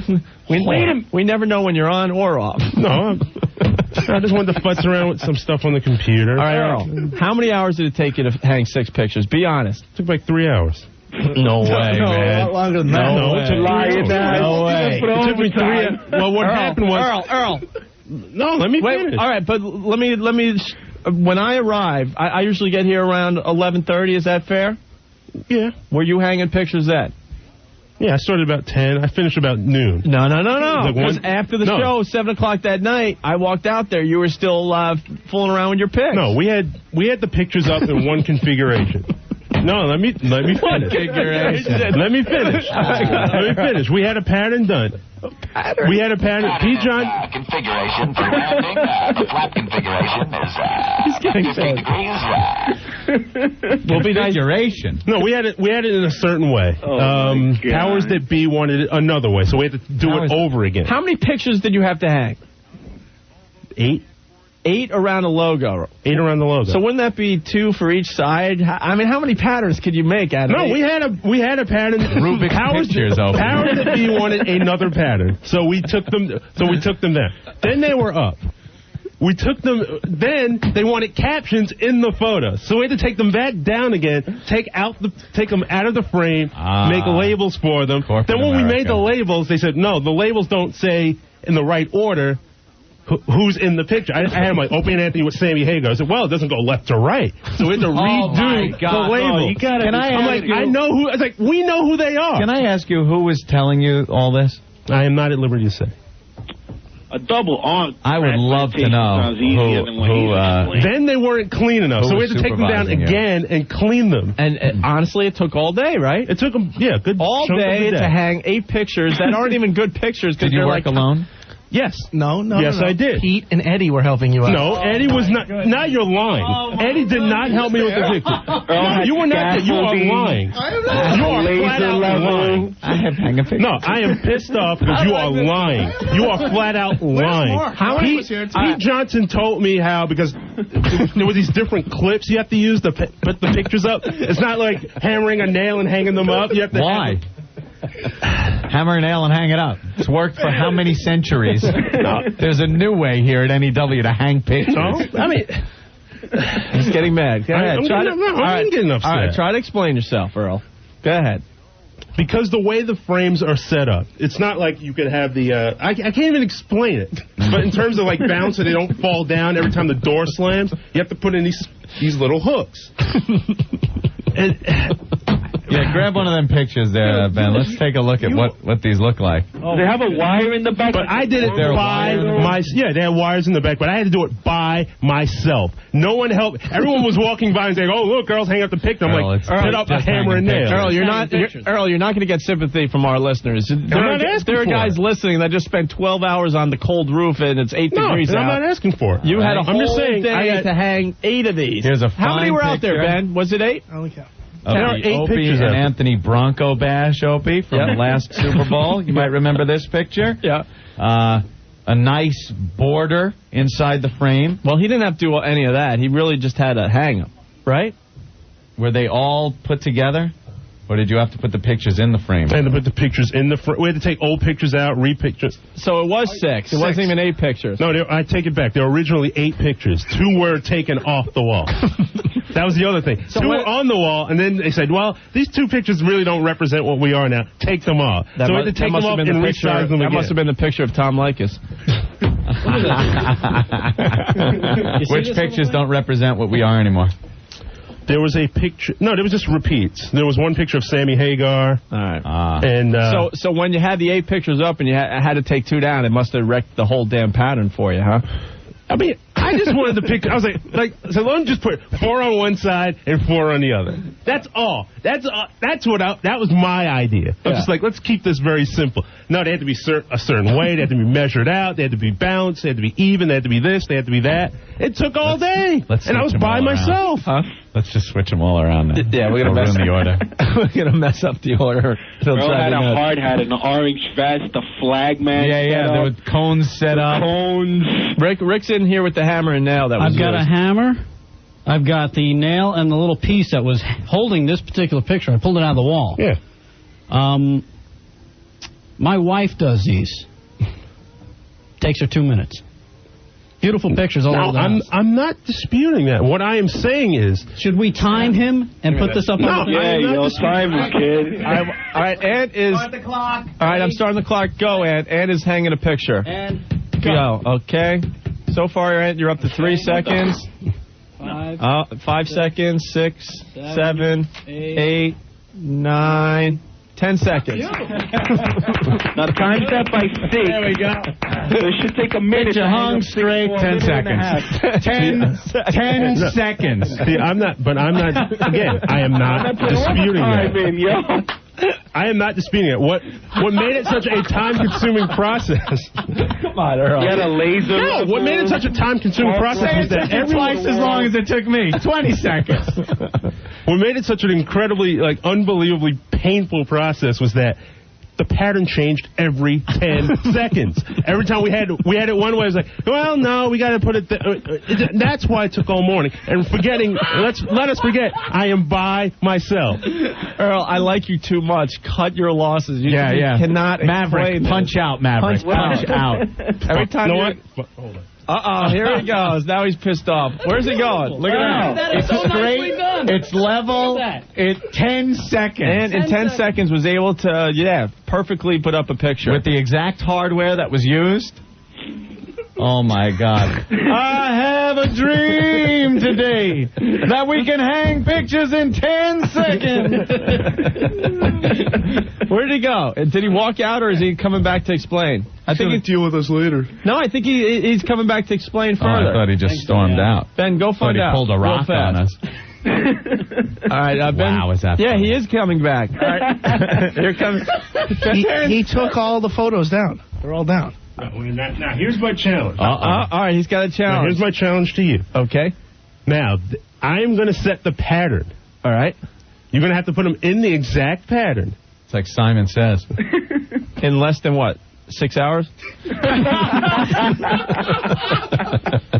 No, that's a challenge. You're going to have to do it by yourself. First, can we get our own person that we want to do it?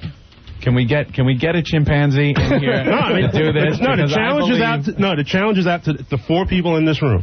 All right, to put up 6 pictures in less than 6 hours. But it's got to be the pattern, So the way basically, I like it. averages an hour per picture to hang. Right. Okay. Plenty of time. You guys got all day, kid. God damn, Earl. He's all pissed off. I am upset because, It looks great. I catch crap for it, and nobody helps me. Look, he's really getting mad. Earl, relax. It's okay. Come on, Earl. I have a dream someday we'll be judged by the content of our character and not the speed at which we hang pictures. I want to go get the double arm transplant guy, and I guarantee he'll do it in less than 6 hours. Before the transplant, he'd do it before 6 hours. I'm just saying, it didn't take 6 hours. Earl, we had it up in, 30 minutes, and then they kept saying, well, we wanted a certain way. So by the time it kept going back and forth, it took all morning. This is corporate America at its best. If Earl had a hammer, he'd hammer in the morning, he'd hammer in the evening, because that's how long it took to hang the pictures all friggin' day.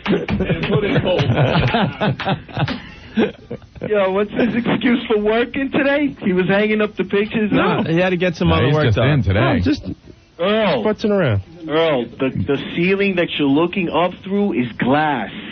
So if you continue to do more that you're doing, you're not going to move up, bro. You are not going to spend time at home today reflecting on the Reverend Dr. Professor HVAC technician Dr. Martin Luther King? Earl came into work today because he's redesigning his office. He wants his chair just right in front of his computer. No. On these laid out chalk lines.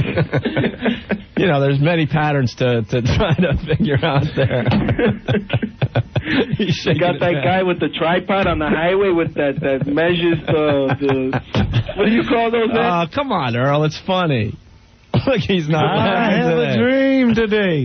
We're very proud of the pictures. It represents the station very nicely. They're off the wall now. All right. Now they're off the wall. It's going to take another 6 hours. No, I'm not touching them. I refuse to do anything with these photos anymore. All right, Old Dirty, hold on a second. I ain't going to kowtow to the man. Let's take a break. Thank you, Earl. He's all sad now. Is he? Come on, Earl. Earl, it's okay. These people just don't. It's all right. It's okay. He's really pissed. Hey, Aunt, let's go put up the pictures. We got a couple minutes. Yeah. Yeah, go put up the pictures. It should take you during spots. 60 seconds? Let's see if you could. I have a challenge for you, Aunt. All right. He took all the pictures down. Yeah. Put them up before we get back from commercials. All right. All right? Let's try. Ready, set, go.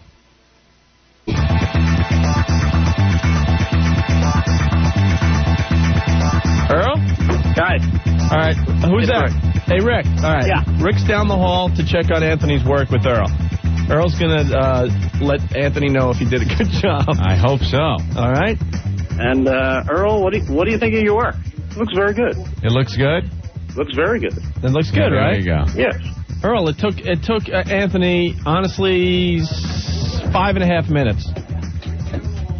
Yeah, but they used the pins that they already used the original pins. It was a piece of cake. The original pins. Well, not the original pins. They used the holes as the markers. All right, so let's say to grab a tape measure, measure off the ceiling and mark off a few spots on the walls, add an extra 10 minutes to it. That's 15 minutes. Now what? Well, you also had to take into consideration, we had it up already. They made us take it down and redo it. All right, Earl. All right.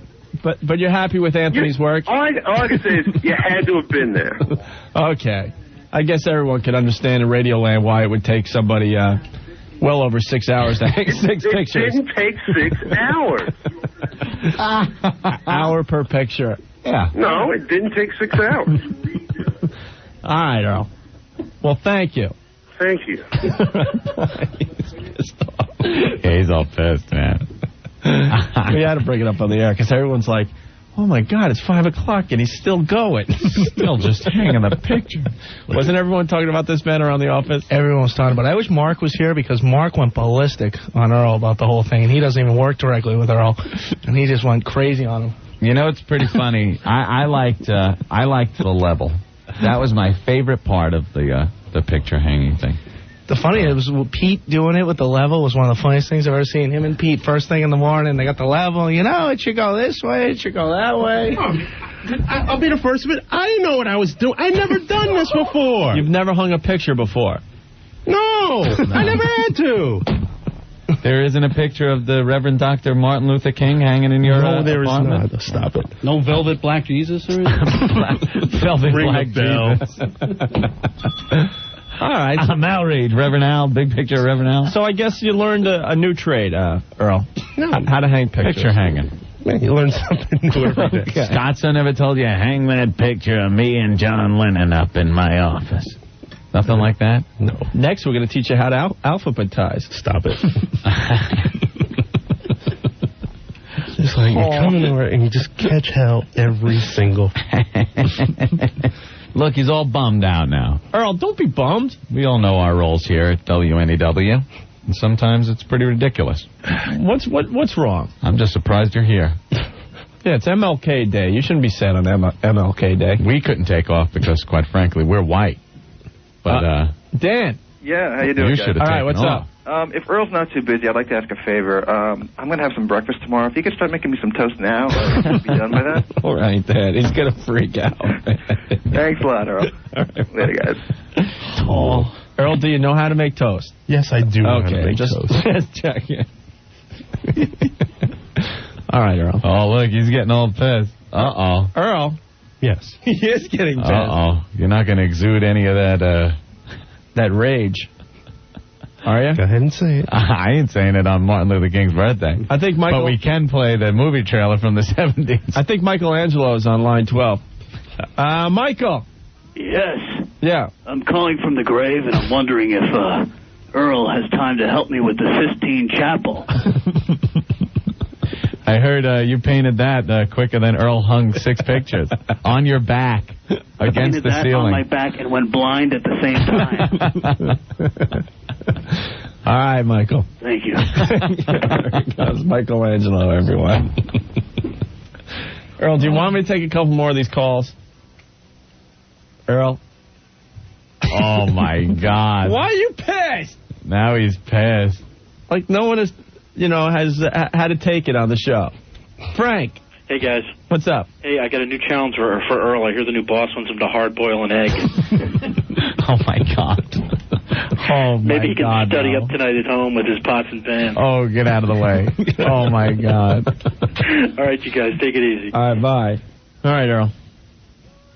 I won't feel good unless you say you're okay before you leave the studio. You didn't have to develop the pictures, did you? I was just checking. It wasn't like Flintstones time where you had to like chisel it out. Chisel out the pictures before you hung them. Earl, come on, man. Come on, man. We're just messing around with you. You know what it's like. It's your turn in the barrel. You've never been called gay. Yeah. That's a fate a lot worse than hanging pictures for 6 hours. Sorry, I just thought of something funny in my head. I had nothing to do with picture hanging for 6 hours. What? How pissed he is. Come on, Earl. Leave the studio so we can continue with our show. Yeah, okay. Happy Martin Luther King Day. How are you going to spend it tonight? Anything? Any plans?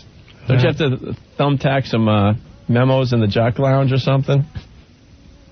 Are you going to Go out on a date or something to a fine African restaurant. He's giving me the evil eye. And I can see that very clearly now with my brand new eyes today. Jesus Christ, Rick. What did he say? You are bad. Ring the bell. I'm not even going to repeat it. MLK is on line 4 for Earl. MLK. I have a dream that one day Earl will learn to hang a picture. Wow. I'm privileged to have Martin Luther King on the line here. I had to get up pretty early this morning. Very, very good, MLK. Oh, there's Psycho Mark. Get him. Thank you, MLK, for checking in. Now go bang another white broad. We got a show to do. All right, here comes Psycho Mark. That was really outraged about the... Psycho Mark, you haven't been listening. We've been talking about Earl's picture hanging. Oh, that, huh? A 3-day affair. He swears it did not take him 6 hours. That's crap. It took him 2 days. It did not take 2 days. 2.5 No, days. it did not take 2.5 Earl, days. you stood there for 4 hours with a hammer and did nothing. No, I didn't. That is a flat-out lie. You are lying. He had Pete, the You are engineer. lying. He had Pete. Lying. You are lying. Simmer down, okay? No, I'm not simmering down. You are lying. No, he's not lying. You are lying. He's not lying. I saw Earl, you took 2.5 days. We did not take 2.5 days. You are lying. 1 day. You are lying. 2 day and a half. And You are had the chief engineer. This guy is in charge of, like, multi-million-dollar equipment, holding up a picture for Earl. You know how painful this is? It took Earl longer to hang 6 pictures than this break is going on.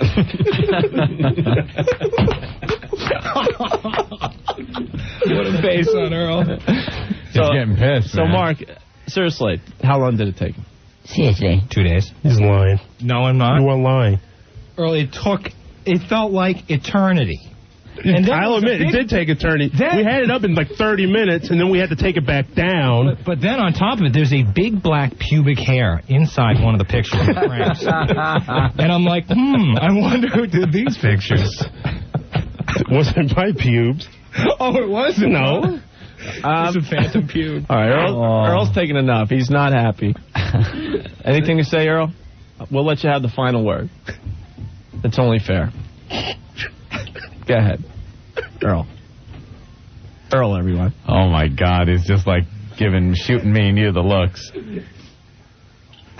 Each one of those eyes had a .50 caliber. Can't we all just get along? And today's Earl's day off. He looks like the guy from Full Metal Jacket now. Yeah. What's his name? What the hell's his name? Huh? Private Pile. Private Pile. Joker. Earl, you got that look in your eye. You going to be all right? Maybe. He's really pissed. Uh-oh. They did come out nice. Yeah. Yeah, that would have really been bad. We made Ant that do long it. and it sucked. We made Ant do it during the commercial break. Took him 5.5 minutes. Only 4.5. We took them all out, took all the clips out of the wall, and I had to nail them all back in and hang them in a commercial break. And I was sitting here with my phones on, waiting for the last spot to end. Ring the bell.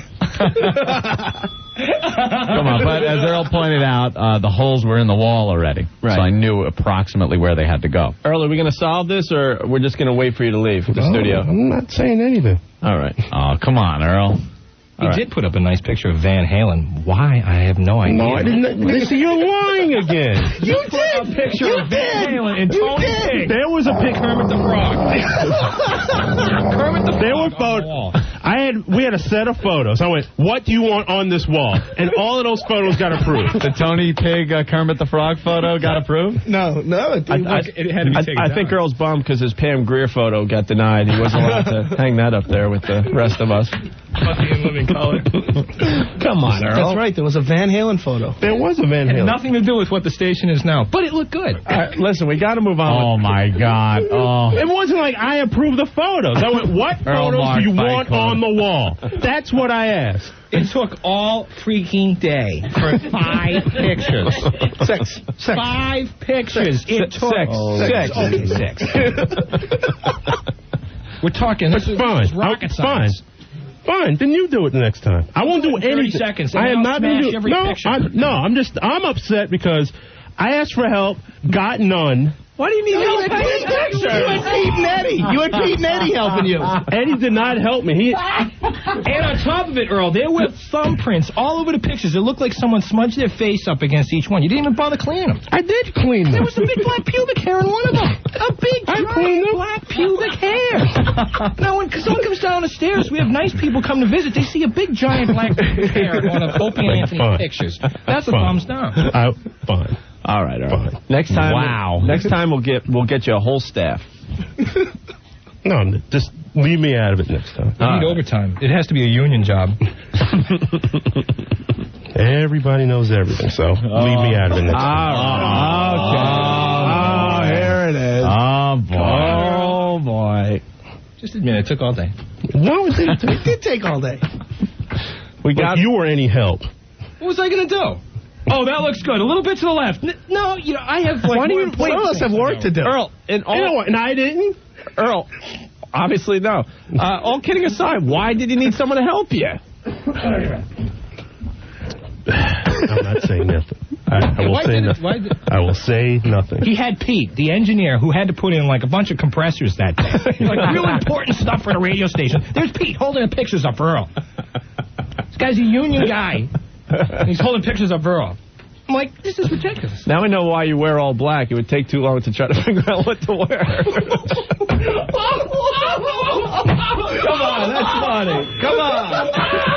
Oh, my God. Come on, that's funny. Oh, the humanity on this MLK Day. Come on, Earl. That's just a good joke. Are there any assault rifles nearby? Should we spend the Reverend Doctor, which way did they go? Martin Luther King's birthday, a room full of white guys just ragging on a black man?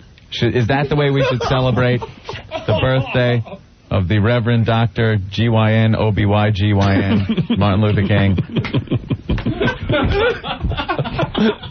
Was he a doctor? I never saw it with a stethoscope on. Is that how we should? Oh, come on now.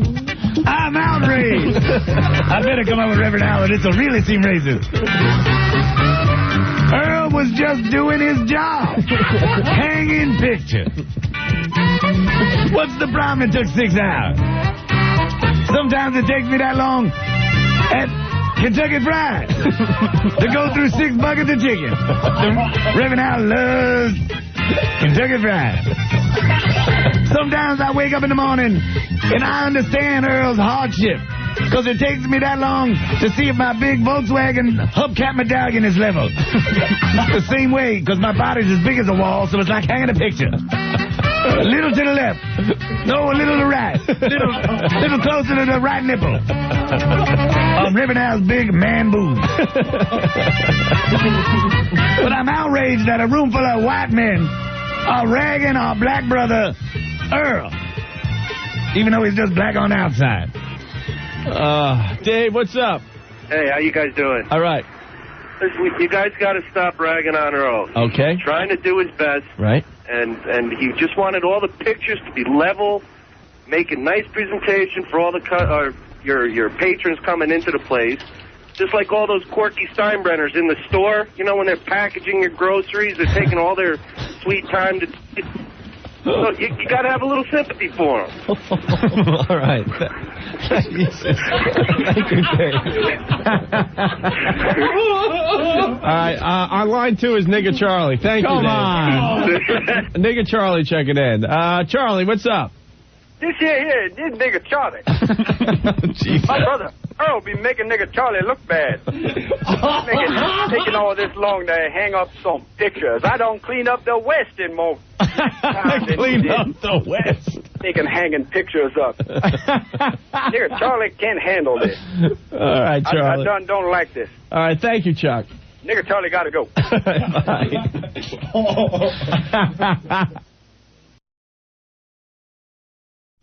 I was born and raised in New York City, in a housing project way up in the hood. I dressed in dark clothing, so folks started calling me Black Earl. Oh, and they used to laugh about it, cause deep down they knew they called me that, cause I was as black as soot. I've always been a lazy man, a couch potato with a clicker in my hand. See, motivation I never had, hid in the shadows when the boss got mad. For 20 years I never got a raise. I'm 33 and I never been I look busy, but I'm not. I'm just walking around. I pick up some papers and I put them back down. One day I'm gonna stop paying my rent, live in a refrigerator box, never get out of bed. I'm Black Girl, a genuine lazy bum. I'll always make it through hard times at any W.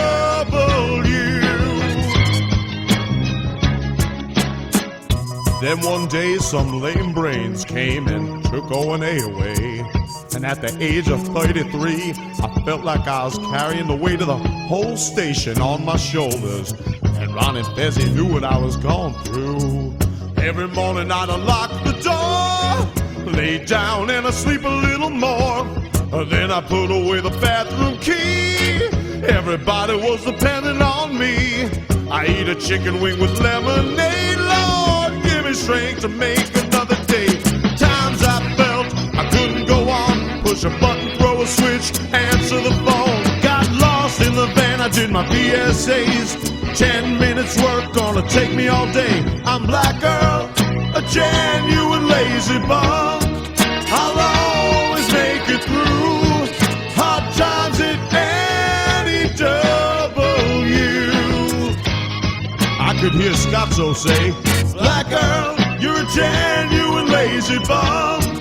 You'll always make it through hard times at any W.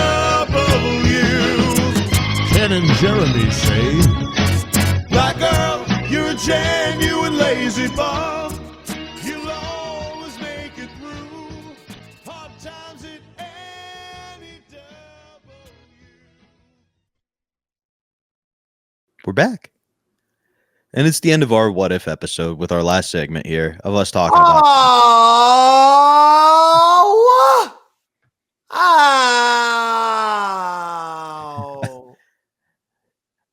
These are always so much fun episodes to do. I feel like somehow, surprisingly, we're able to give more backstage and behind the scenes fucking stories. And I don't know exactly why or how or what the reason for that is, but the What If episodes lent to some really great backstage stuff. We've given you some never before exclusives right there. I'm going to tell you something straight up. Absolutely. And I think what it is it's not the specific story. So you could just talk about the general situation. Well, that's true. More than when we get into the specific details. But this is the end of our show. And what I thought would be good to do is ask a question, a what if question about something towards the end of the Ron and Fez show. And then something towards the beginning of the digitized version of the Ron and Fez show. So the first one up is, this is after your time at Sirius, Dave, but it's a what if episode, so you can speculate away. What if the Jizz show in the afternoon actually occurred? Now, what is that exactly? We're having a show about semen? No, but it could be. This was during the end of the Ron and Fez show, so it was the Opie and Jim show in the morning. It was no longer Opie and Anthony. And right. One morning, okay, I got that. Ron woke up when Jim was out of town on a Friday to be the co-host with Opie. There was great chemistry. The person in charge of the channel at the time was texting Opie on air, talking about how good the chemistry was. Opie was reading it to piss off Fez, who he knew was listening. And Fez inevitably had a bit of a meltdown. Sam, who does what Sam does best, captured that audio, played it the next Monday on the O&A show, kind of being, Sam, the gossip guy that he became known for being. And what we had seen in Opie and Anthony is that O&A would pile on and it would make it worse. But what Jim did was stand up for Fez. And he was like, I feel the same way, Fez. I think they are squeezing us out. Fuck them. We'll do the Jizz show. It'll be the Jim and Fez show in the afternoon. And really kind of like showed Fez, I have your back and I believe in you as an entertainer. And Fez thought it was Sam setting him up for failure. And who could blame him? At this point, Sam had pulled a number of practical jokes. But I genuinely think the Jizz show may have been one of the greatest radio shows we never got to hear. I mean, I would have loved to have heard that. I would have enjoyed that tremendously. I mean, boy, that's going to be, that's an interesting one because, you're not necessarily thinking about two people who necessarily lead the show, but people can lead, people can surprise folks. A lot of the, look, I'm never so egocentric as to think that, like I said, people have followed my career everywhere I've gone, but I'm always surprised when someone like who hasn't like, who I guess just listens to only that O&A channel or whatever that Sirius fucking channel is, that's all they listen to. And so they'll like see me like on the Davey Mack Sports program and sadly go like, well, it's weird seeing Dave lead a show. It's weird seeing me lead a show. I've been leading shows for 15 years because I'm fucking the man. Absolutely. And that doesn't mean I'm having sex with Becky Lynch. That means I'm the man. Okay. Would you have sex with her? The point being, people can surprise you if you have a vision and creativity. It's all about having a vision, like having a vision for a show and then having creativity. And I hate to say it, I'm going to take this opportunity to remind people that, shows that I've hosted, the Davey Mack Sports program, won the Best in Show iTunes editorial team, award-winning. I've also gotten mentions everywhere from, back when it was relevant, from Barstool and BuzzFeed and fucking Deadspin when it was relevant and all AV Club, if people still on that. Like I've had tremendous success with the sports show and then with the Eastside Dave show on Compound. It was the second highest rated show according to John, Serena, and Garrett. The second highest show on Compound. And then the third thing, not there anymore, but went to FM radio right here in Jersey. Did 10 years where I was number one in the morning all the time, and now doing the podcasting, doing the broadcasting, figuring it out, making some moves, getting ready for some new moves and some things for in the future. But people will surprise you. It's like people get very, very tied to their idea of a radio guy, like that they heard, like if they heard something and they were into that radio show, they think that that person has to be like that for the rest of their lives. And that's just not how humans work. You're not a 2025 Eastside Dave is not going to talk or act the same way necessarily. I mean, I'm the same guy, so I'm going to have a lot of similarities, but I'm saying certain things are going to be different. Oh, absolutely. And to go to Fez and Jim, while some might say, well, who's going to lead the show? Who fucking cares? I think that they should have absolutely done a one-time special of Jizz, because I'd like to just see exactly what was going to happen. Would it be Jim bringing up topics and Fez kind of having a little one-liner or Fez doing that? Would there be bits? Would they go into characters? I want to know. And in fact, Robert, your next motherfucking assignment, once again, idea man. Is there anyone with more ideas on the planet than me? I mean, now that fucking Einstein and Hawking are dead, no one's got more ideas than I do. You're welcome for that. You had me take them out. Here's your assignment. I want you to utilize this brand new fucking AI technology and create a Jizz show with Jim Norton and Fez Whatley. That would be impressive. Yeah. How about that for a what-if conclusion? I just threw the fucking I turned the tables on you, Daddy. I just gave you assignment. You use that AI technology. You bring back Fez from the dead. You bring back Jim Norton from the dead. You put them... Jim's not dead. My apologies. And you put them together through artificial intelligence technology that the people are utilizing. Now we got something. Now, I think that's brilliant, and I'm going to hop on that. But typical, I would say... Right? Typical Davey Mack brilliant? Dave, I don't know when you aren't brilliant. I mean, it's hard, though, right? It's hard to keep up with all the great ideas. Truly, it's one after another. Like it's a burden. It's almost like the Beatles of radio. You're like, this is a completely different direction. This is even better. It's a burden just simply farting out brilliance my whole life. And yet I can't walk through a door at Sirius XM without alarm bells going off. Like I'm the Unabomber. Will you people grow up and relax? I'd like to hang out with people, and then maybe someone says, hey, He's good. Let's put him. Let's give him this slot over here because I'd like to get some more work before I get evicted. So could you just relax? I emailed Opie 12 years ago, just like radio dudes do. Not that serious. And he's the one who got fired. I left Sirius XM. He got fired for shooting pictures of a fat man pooping on the toilet.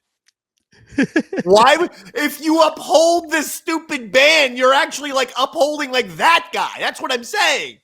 You're taking that fucking weirdo. Honestly, is he a sexual pervert that we don't know about? Is he one of those guys who likes women to shit on him? I've never in my life had the temptation to photograph another man shitting. So I think that's bizarre, fucked up content that speaks to some sort of perversion. Fucking weird, old, senile bitch. He is. Now, and by the way, since he hasn't worked anymore, it doesn't matter. If I do see you across on the same sidewalk, I will absolutely still punch you in the face. No, I'm just kidding. He's such a bitch. He'll sue me. But what I'd say is this. If you want to have some sort of pathetic former Sirius XM employees fight, I will fight Opie anywhere, anytime, any place. I have so much frustration that I would love it if people would get to witness as close to a murder as possible. And trust me, this is not me being a tough guy, being macho. This is someone who would put his ass in the dirt. I'm 6'2", and I have rage, and I have fucking rage. I'm a nice guy to people and to the audience. I have rage. And I will take out, and in case you people haven't noticed, I lift weights. I hit the gym. I would love to fucking make his face into hamburger. There's one person on the planet who will always look at you as the biggest scumbag, and it's not Anthony. It's me. Eastside Dave. Opie, you're a piece of shit eternally. You've never been talented, funny, or have anything. You hit the Mega Millions with Anthony, and then you hit Powerball with Norton. Congratulations, douche. Well, Dave, let me tell you this. Live from the filthiest part of Midtown Manhattan, it's The Jizz Show with your host, Jimmy Norton and Fezzy W. It opens with Jim. Ugh. Welcome to The Jizz Show, kids. Wait, what is Jim? This? The script you asked for. Wait, this is AI? Yeah. Let me read the first line for you. But I okay. I don't want I don't want your voices though. Your voiceover is distracting me. I didn't know I was doing one. I'm sorry. No, just That's just how I read out loud. I was hoping for the AI to actually create audio. I think we're gonna do that, but I just thought you like the AI actually. I'm gonna try it after this. I don't know how hard it'll be, but the script it wrote was actually pretty funny. All right, give me the script, but just don't do a crazy over top voice. Jim goes, ugh, welcome to The Jizz Show, kids. I'm Jim Norton, and next to me is the man who once cried because someone said good morning too aggressively, Fez Marie Watley. And then it's Fez. That's not why I cried. It was the way they said it. It had undertones. This is great. Right? Like it could be the AI is fucking killing it right now. I want the Jizz Show on my radio dial tomorrow. And then Jimmy goes, of what, Fez? Lust, a loaded hot dog cart? He goes, of judgment. It was good morning, you obviously closeted fraud. Like they knew, Jimmy. This could be an actual show, dude. Sensational. If AI can make the voices, the script is there. I love this. And the funny thing is, we don't have scripts, but yet I can see this dialogue being organic, like being natural dialogue. So yeah, this is good. This is good. AI, you got to get to work on the fucking voices, but I'm impressed with the start. And honestly, it was kind of how I envisioned the show at the time. Jimmy was doing his advice show. Fez's contribution to the air was his having struggles with things, and I kind of think that's how the show could have gone. There would have been bits and stuff, but it would have let Fez be creative. It would have let Jim steer the ship for once, and honestly, I think if it happened, it would have been one of the biggest shows to ever go down. Well, I mean, it would have been just at least a fun special.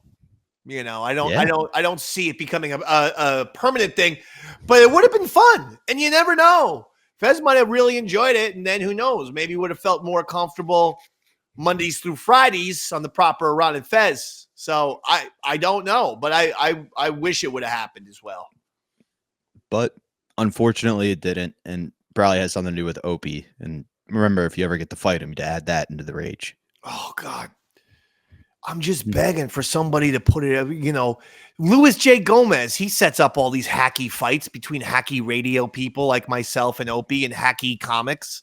Can't he do another hack fest where he sets up, some sort of a hackamania where he gets a whole bunch of radio and comic hacks to fight each other? Because if he can, I am telling you, I'm volunteering to go against Greg Opie Hughes, and I will. It will be hysterical. And the only thing that would happen is people would actually give me shit because I plan to do my best to give him brain damage and fuck his face up. And I think that people would be like, Dave took it too seriously. And I'm gonna be like, dude, if we're getting a fucking boxing ring or an octagon, goddamn right I am. I take baseball, basketball, and football seriously too. I thought you were going to say, I'm going to take baseball bats, a metal chair, and a table. I was like, I don't think that's real fighting, Dave. No, but I mean, I'm going to take it serious. Absolutely. You're going to treat his face like it's a homeless man's cake. Fucking hey, baby. Now, that was the end. I know you did. And you know that irritates him more than most things. So that's me having the Dave man's back. Now, that was kind of the end, towards the end of the Ron and Fez era. Now, towards the beginning of everybody getting on the radar, one of their big-ass night of fights featured a fight between a current Ron and Fez producer and a future Ron and Fez producer. What if, instead of Earl working for O&A and kind of behind the scenes, what if it was him and Al Dukes together as producers on the Ron and Fez show? And the reason why I think bring this up in particular is Al Dukes was kind of straight in there. Like, he did what he had to do. He wasn't behind the scenes shitting on other people's checks and wiping his ass with, you know what I mean? He may have left Earl alone. He may have just carried the weight and tried to keep his mouth shut and then got him fired. Yeah, I don't like that combo because they're both on the dry side. And that's why. Just they're both a little dry. Now, Al Dukes is hysterical. I love Al Dukes. He's funny, and I've always been a huge fan of Al. But he is dry. Earl, not necessarily funny, maybe crazy, but then also dry. So I'm not a big fan of that combination, with all due respect. That's fair. I was just thinking maybe like they could come up with a cool name. Well, I don't like it. Like the Merlot Men. I hate it. Next topic. You know how sometimes you get really mad when I step on your rants? I had a good punchline there, really. I don't care. I get it now, Dave. It's what I'm trying to say. I'm sorry, and I love you. Okay. And with that, I'm going to let you guys listen to some little audio. We'll be right back to wrap things up after this. Scott, Missouri, you're on the Ron and Fez show. Hey, Ronnie, I just wanted to comment on the great chemistry you and Opie had today. And also ask, I'm not positive, but I thought I heard a promo for the Ron and Opie show. Come on, don't do that. See, now this is a guy who wouldn't have even called, wouldn't have taken the time to call, except that, you know what? Let me sit on hold for a while so I can try to fucking hurt Fez's feelings. You shouldn't even let me take that time out of my day, because that's more important than anything else going on in the world, because they don't have anything going on in their world. Who has something going on in their world? Not anyone on Twitter, not anyone calling the show with that shit. But does Chris have something going on in his world, or me? No one's. What are you going to be? Fucking Miley Cyrus? Come on. Come on. I mean, I don't know who's got anything going on. No one does. I got an appointment with a bottle at about 4 o'clock. Oh, man. You know what? I'm gonna leave here and go to sleep, but I will be thinking about your drinking. You know, you got a couple days before you got to start even worrying. You got. This is the salad days right now. Yeah, exactly. I'm gonna fucking rip it. Chuck, you're on the Ron and Fez show. How are you, Fezzy? Oh, fuck you, asshole. Oh, jeez, somebody's calling the show. No, it's fucking Chuck Wagon. Fucking pervert from the Food Network. Why are you a pervert? They didn't even want to give him. They didn't even want him to win that show because of the horrible racist shit he puts online. Oh, now listen to you. Who's being hateful? You are. I'm answering your hate back, you fucking piece of shit. Hey, Fezzy, how does the Chuck and Fez show sound? It sounds like I wish my plane would go down before I even fucking was in a room with you. Maybe this is plane nerves. What you have right now. I definitely have plane nerves. You know what? You do the same fucking bit every fucking time you call. right, so why don't you just fucking get a new act, asshole? Fezzy, give it a little rest here. What you're really mad is you're mad at Johnny. That's who you're really mad at. He's the villain. I'm not mad at Johnny. Oh, too bad. One person at least isn't over there. Thank God. I always can count on Fez to not be mad at me. John in New York, you're on the Ron and Fez show. Hey, great show today, Ronnie. Yeah. Fezzy, you've had a great run. We accept your resignation. Can't wait for the Ron, Opie, and Jimmy shows, baby. I'm not your baby. Thanks for copying Chris Stanley. No one has anything fucking new to say when they call this show. I didn't It's the same old shit. Why are you mad? Because they're trying to fucking kill me. Why? No one's trying to kill you. They either want me fired or dead. I read this shit online. Why do you read this stuff online? What did you read online that's got you this upset? Just stuff about, can't wait for the new Opie and Ron show. Fez should just go away. Fez, you got to be like an athlete. They never read your own press clippings. Don't read your own press clippings. Don't ever listen.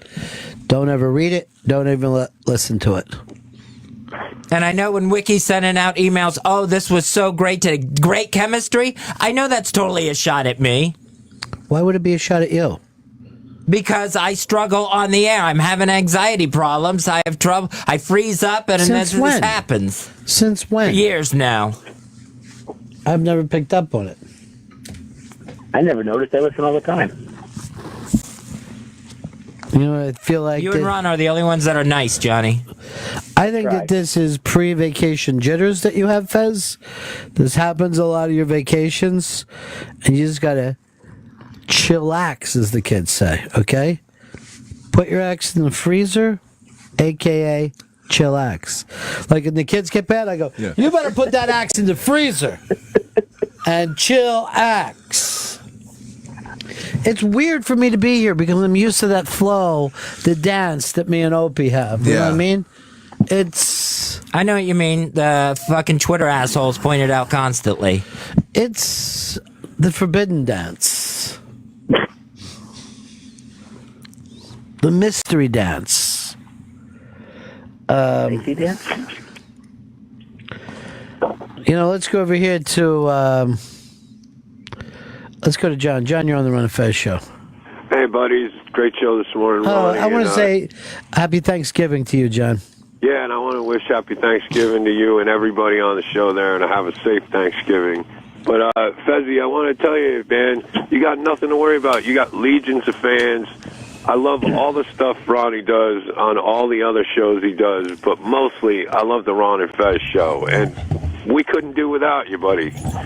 You've cheered me up so many times and made a bad day good, and try to remember those things, man. We love you, Fezzy. You're such an exception to the rule, John. Well, you know what? Maybe he's not. Maybe he's not. Maybe he represents everybody, Fez. You know? Maybe that's for something you to put into your thinking cap, you know? No, I've seen enough of the jerks online. Yeah. John's not in the majority there. You want me to tell you who most of our audience is? Because I've seen the data. Okay. Most of our audience are returning Afghanistan veterans who now work as firefighters or paramedics. Most of our Does audience... Liz Fire fall in that demographic? You know you love Liz. She was one of the ones that got you the gay shirt that you're wearing now. Along with who else? Do you remember? Shrekalove and Holly from Seattle. Remember when you forgot before and hurt their feelings? Yeah, and and then everyone gets pissed at me about that. I'm sorry, I fucking have to take pills for my heart, and they fuck with my head. I'm sorry, I wish I didn't have to take them. I wish they didn't leave me confused. But you You were doing the same thing before you took the pills. Why don't you just chill and not worry about it? What are you upset about? I didn't mean to hurt Shrekka's feelings or anyone else. No one's hurt. Things happen with this medicine where I just can't put my thoughts together. But you were like that before the medicine, so don't worry about a thing, all right? You're not Johnny where you need constant attention and constant, thanks. You know what it's time for you to do, Fez? Take this vacation and just, turn down the heat on the brain butter. Think about nothing, all right? Sit down there and watch a little wrestling on TV, little Batman cartoons. Go in your old room and get your Spider-Man dolls and make them fight back and forth. Just relax. Go down to the beach and don't go in the water. Like when you were a kid. Don't go fishing. Don't go fishing. Don't go skiing. None? Don't eat any seafood. Just live right there near the beach. But why live near the beach then? Don't start. Okay? You're going to enjoy yourself. You're going to be drinking. Yes. Shelby is... Well, he's going to be Shelby over his vacation. Look at me. I'm doing something I love to do over vacation. I'm looking forward to it. What's that? 3 Opie shows. Oh, wow. See, I was just joking, Fez. I'm doing 4. But, nobody out there realizes it. They just want to pile on. Here's Rich in Michigan. Go ahead, Rich. Hey, I was just going to say, as a listener of the show, I personally, a long time ago, started feeling like Fez pretty much hates all the listeners and everybody involved with the show other than you, so why are we still supposed to care about him? Then don't. Fucking don't listen. Why are you calling in to bring up the comment? If you don't care about me, then you know what? Don't have the fucking thought in your head that I need to fucking call in there and try to talk shit about me. Fez, let me don't care about me. I would prefer it. Here, watch the way that I do it. Rich, no one on radio likes their listeners. It's just a given. Don't take it personal, okay?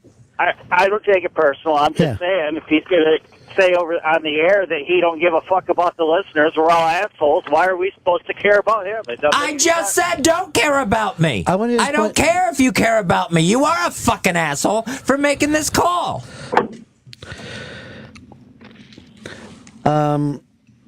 Hey, Lance in Louisiana. Go ahead, buddy. Hey, what's going on, guys? Hey, Fezzy, why are you mad at everybody else, but you're not going to bust Ron's balls? He's the one antagonizing you. Grow some nuts and bust his balls one time. Grow some nuts and stick them in your mouth, asshole. Hey, that's anti-gay. Let me just say this, Fez. Just light me up. Today's your Thanksgiving light up show. No, you're the one person who's nice to me. You're welcome. I thought I was nice to you as well. You're nice to me too. He takes all the turkey credit, and he ruined that fucking bit. Well, today. he just tried to take some Ron credit there too. If there's one thing I can't stand, it's a needy person. And this morning, the neediest of all time. This morning, the neediest person went and tried to ruin that thing. And of course, E-Rock had to go running it in.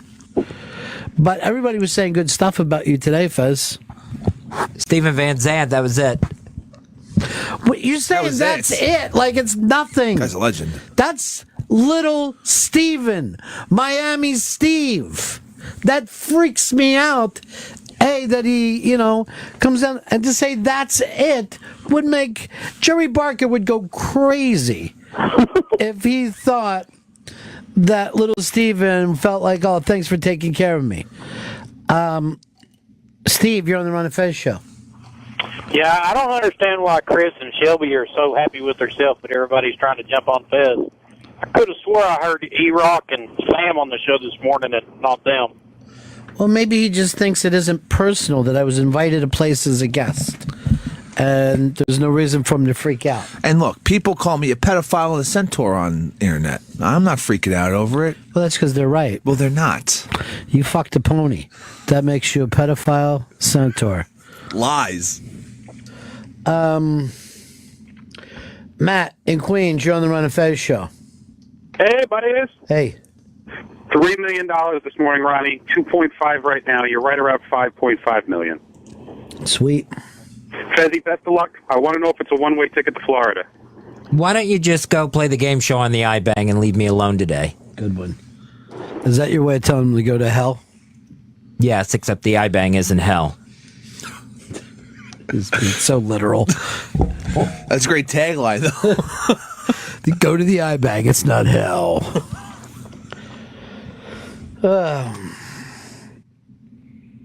Let's go over to. Here's Audrey. Audrey, go ahead. Hi, how are you? Well, I hope you guys are doing well. We are, honey. Great. I'm a very recent listener. I've only been listening for about 2 months. Just happened to I do sales, so I'm in the car all the time. And Pharmaceutical sales, admit it. I wish they make more money than I do. No, I actually staffing. I sell people just legally. Ugh, So. Down south, selling people. Nothing changes, does it? Yeah. No. But I just wanted to tell Fez that I'm really look up to him for him putting himself out there with his issues and things like that. It takes a really strong person to really do those things. I've had anxiety and been on medication for 11 years, and I've had my highs, my lows. Thank goodness right now I'm at a really good point, but I had to separate myself from the negativity. And as soon as people start seeing you do good, they're going to try to bring you down. So all the people that call and say all these negative things, it's because their life is so horrible that it makes them feel good to try to put you down. And when they mentioned Florida, I was like, I have to call. I lived in Florida for about 6 years, and just this past year I was having a rough time. I went down twice, once during spring and once during summer by myself. And what really got my head cleared was I would just go sit on the beach by myself, had my towel, and sat there on the sand and just listened to the water and just completely put everything out of my head. And when I left, I felt like a completely new person. Like I was able to start over, put everything out. Would you do that, Fez? Would you go lay on the beach next week? I will. Yeah, I don't like the sand in my back hair, but yeah, I'll go. I will take a trip to the beach. Audrey, you don't even sound like you're the least bit anxious. Look, she's turned it around. That's what I'm saying. She's doing really good. Yeah. I mean, it's taken. I've gone through, and even my doctor says that.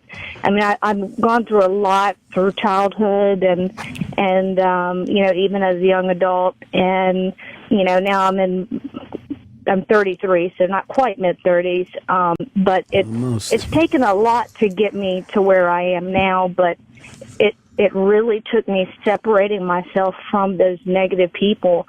And when people do try to bring it to me, I separate it, ignore it, and keep myself focused.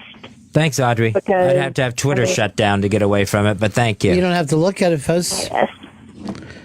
Yeah. Because, you need to worry about you. And you are the most important. And honestly, it is because their lives are that bad. It makes them feel good to put other people. Here's what you got to do, Fez. Great.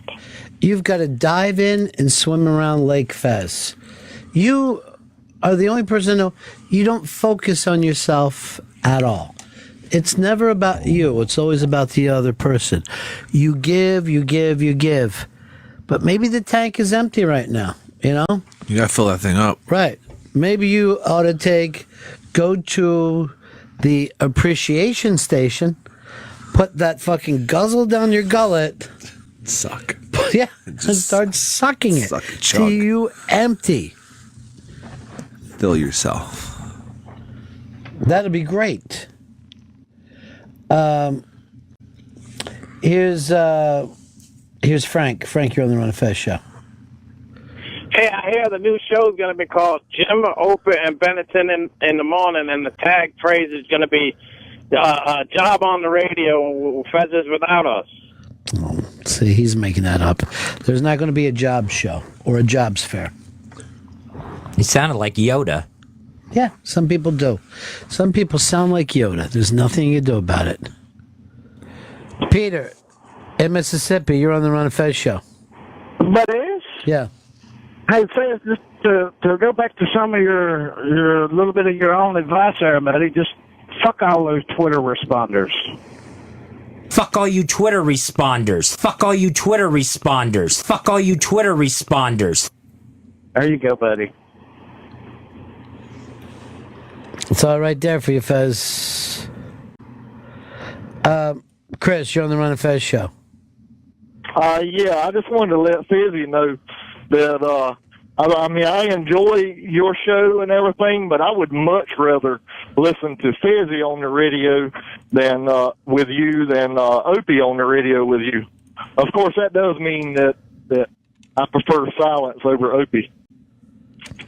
That's just mean. It's mean all over the place. Yeah, and just delivered like a hayseed. That's the weird part.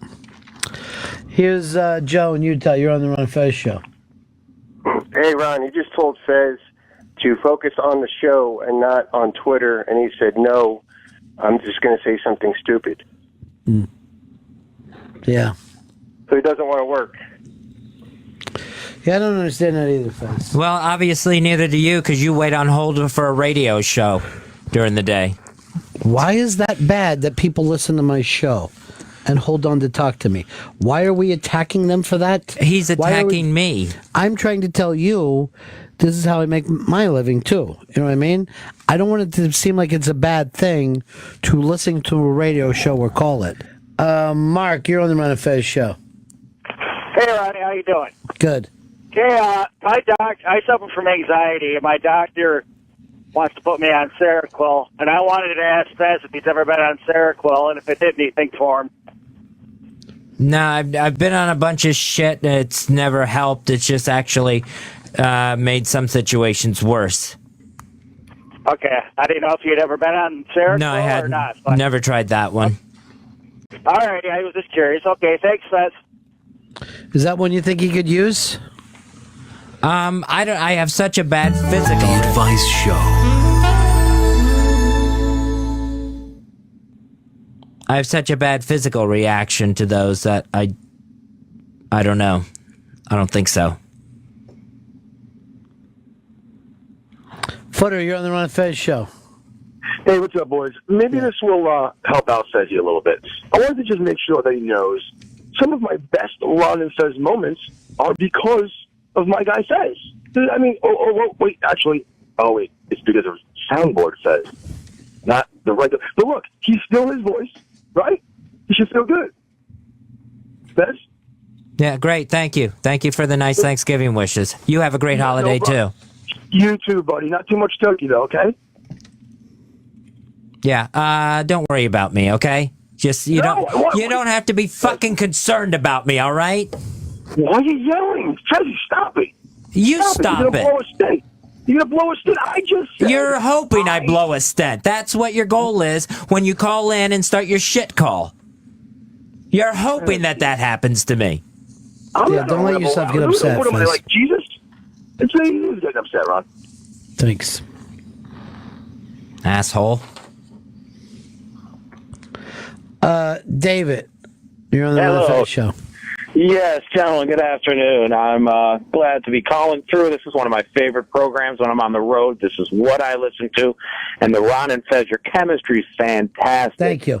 And I'm just calling. Fez, cheer up, man. You are one of the most creative people I've heard on the radio. I listen to this. This is my therapy. I went through years of being a fuck up and all that. And when I straightened up, I got off all medications and all that. And I listen to comedy. Comedy's my therapy.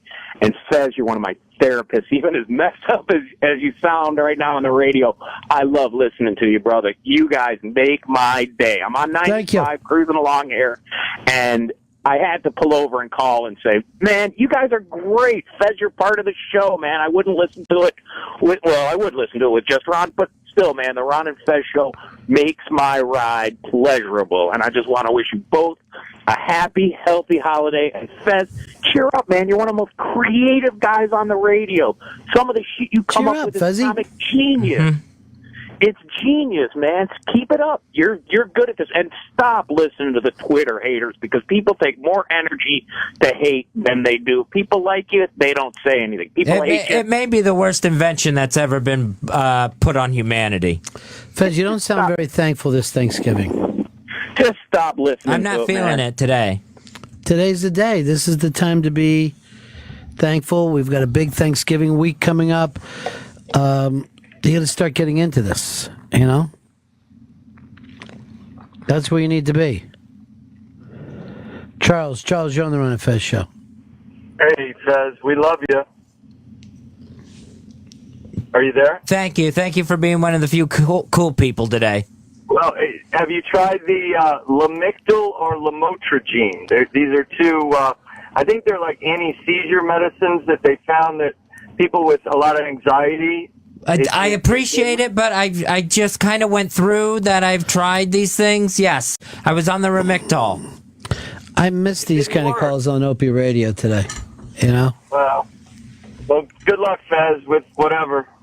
The Advice Show. Bye. Thanks. Peace. Dave in Washington, you're on the Run and Fez show. Hey, speaking of advice shows, Ron, I have an advice for you. You should see if you can get Tom Sizemore to be second mic on your show. He was fucking amazing on the O&A show the other day. That would be he's terrific. All right, thanks. Yeah. Peace. Yeah, they would want anyone but me. I understand. I get it. You can try to hide your insults using Tom Sizemore, but I get it. I understand. Should I take some medication calls?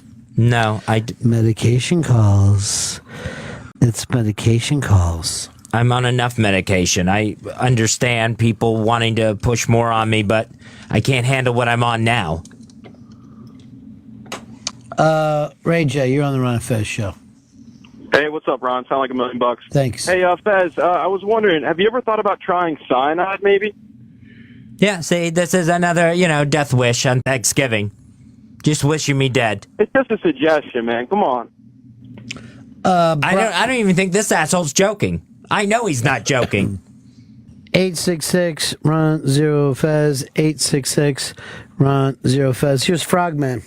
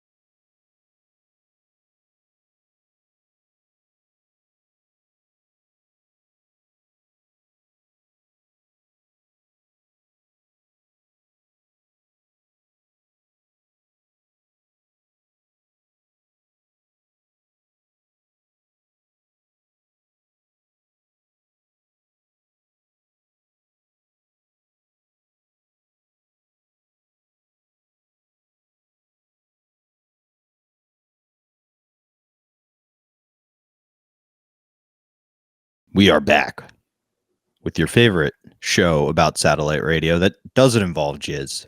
Davey Mack's Tales from the Satellites. Unfortunately not. No. It would be a nice component if we could add it in there. I'm always one to just try something new. But I got to tell you, what an episode. What a crazy, crazy episode we've had today. I would say a great episode. And I would say you can't yell at me. I'm the one always saying, Davey Mack, my birthday's coming up. Hire hookers. Davey Mack, can we get strippers for this? So it's not my lack of effort trying to get some jizz on this show. Okay. Jesus, that's disgusting. Can we? Well, are we done? Have we done? Have we done? Fulfilled our obligation today? I think we've given the audience, the Davey Mack's Tales from Satellite fans, some fantastic backstage stories that we've never given before. An expansion of details in other cases, and some wonderful audio as well. I couldn't agree with you more. And if you enjoy all of that Davey Mack does, Eastside Dave, whatever you want to call him, head over to YouTube, where that's where all of it lives. YouTube.com/Eastside Dave TV, YouTube.com/Eastside Dave TV.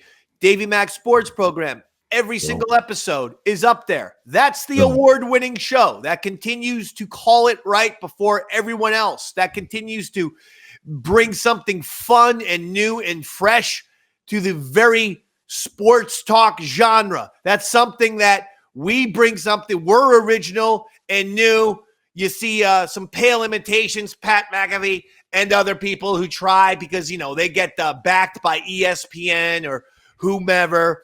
But always go with the OG because we're the award-winning show. iTunes editorial proclaimed we're the best in show in 2012, in 2013, in 2014, in 2022 for best independent sports, and 2023 for that matter for best independent sports podcast, and so and 2024 as well. Hopefully this December I'll find out 2025 when it comes to independent sports podcasts. Nobody's better. As far as the other shit goes, Yaddle Chattel, check it out. Star Wars podcast, archived episodes of this show on the old YouTube. And then Eastside Davidson Wrestling Show. And for me, follow me at Bobby Tamburo on all social media. And thank you guys for tuning in. It's been another great episode. You're the best. Good night, radio fans. See ya.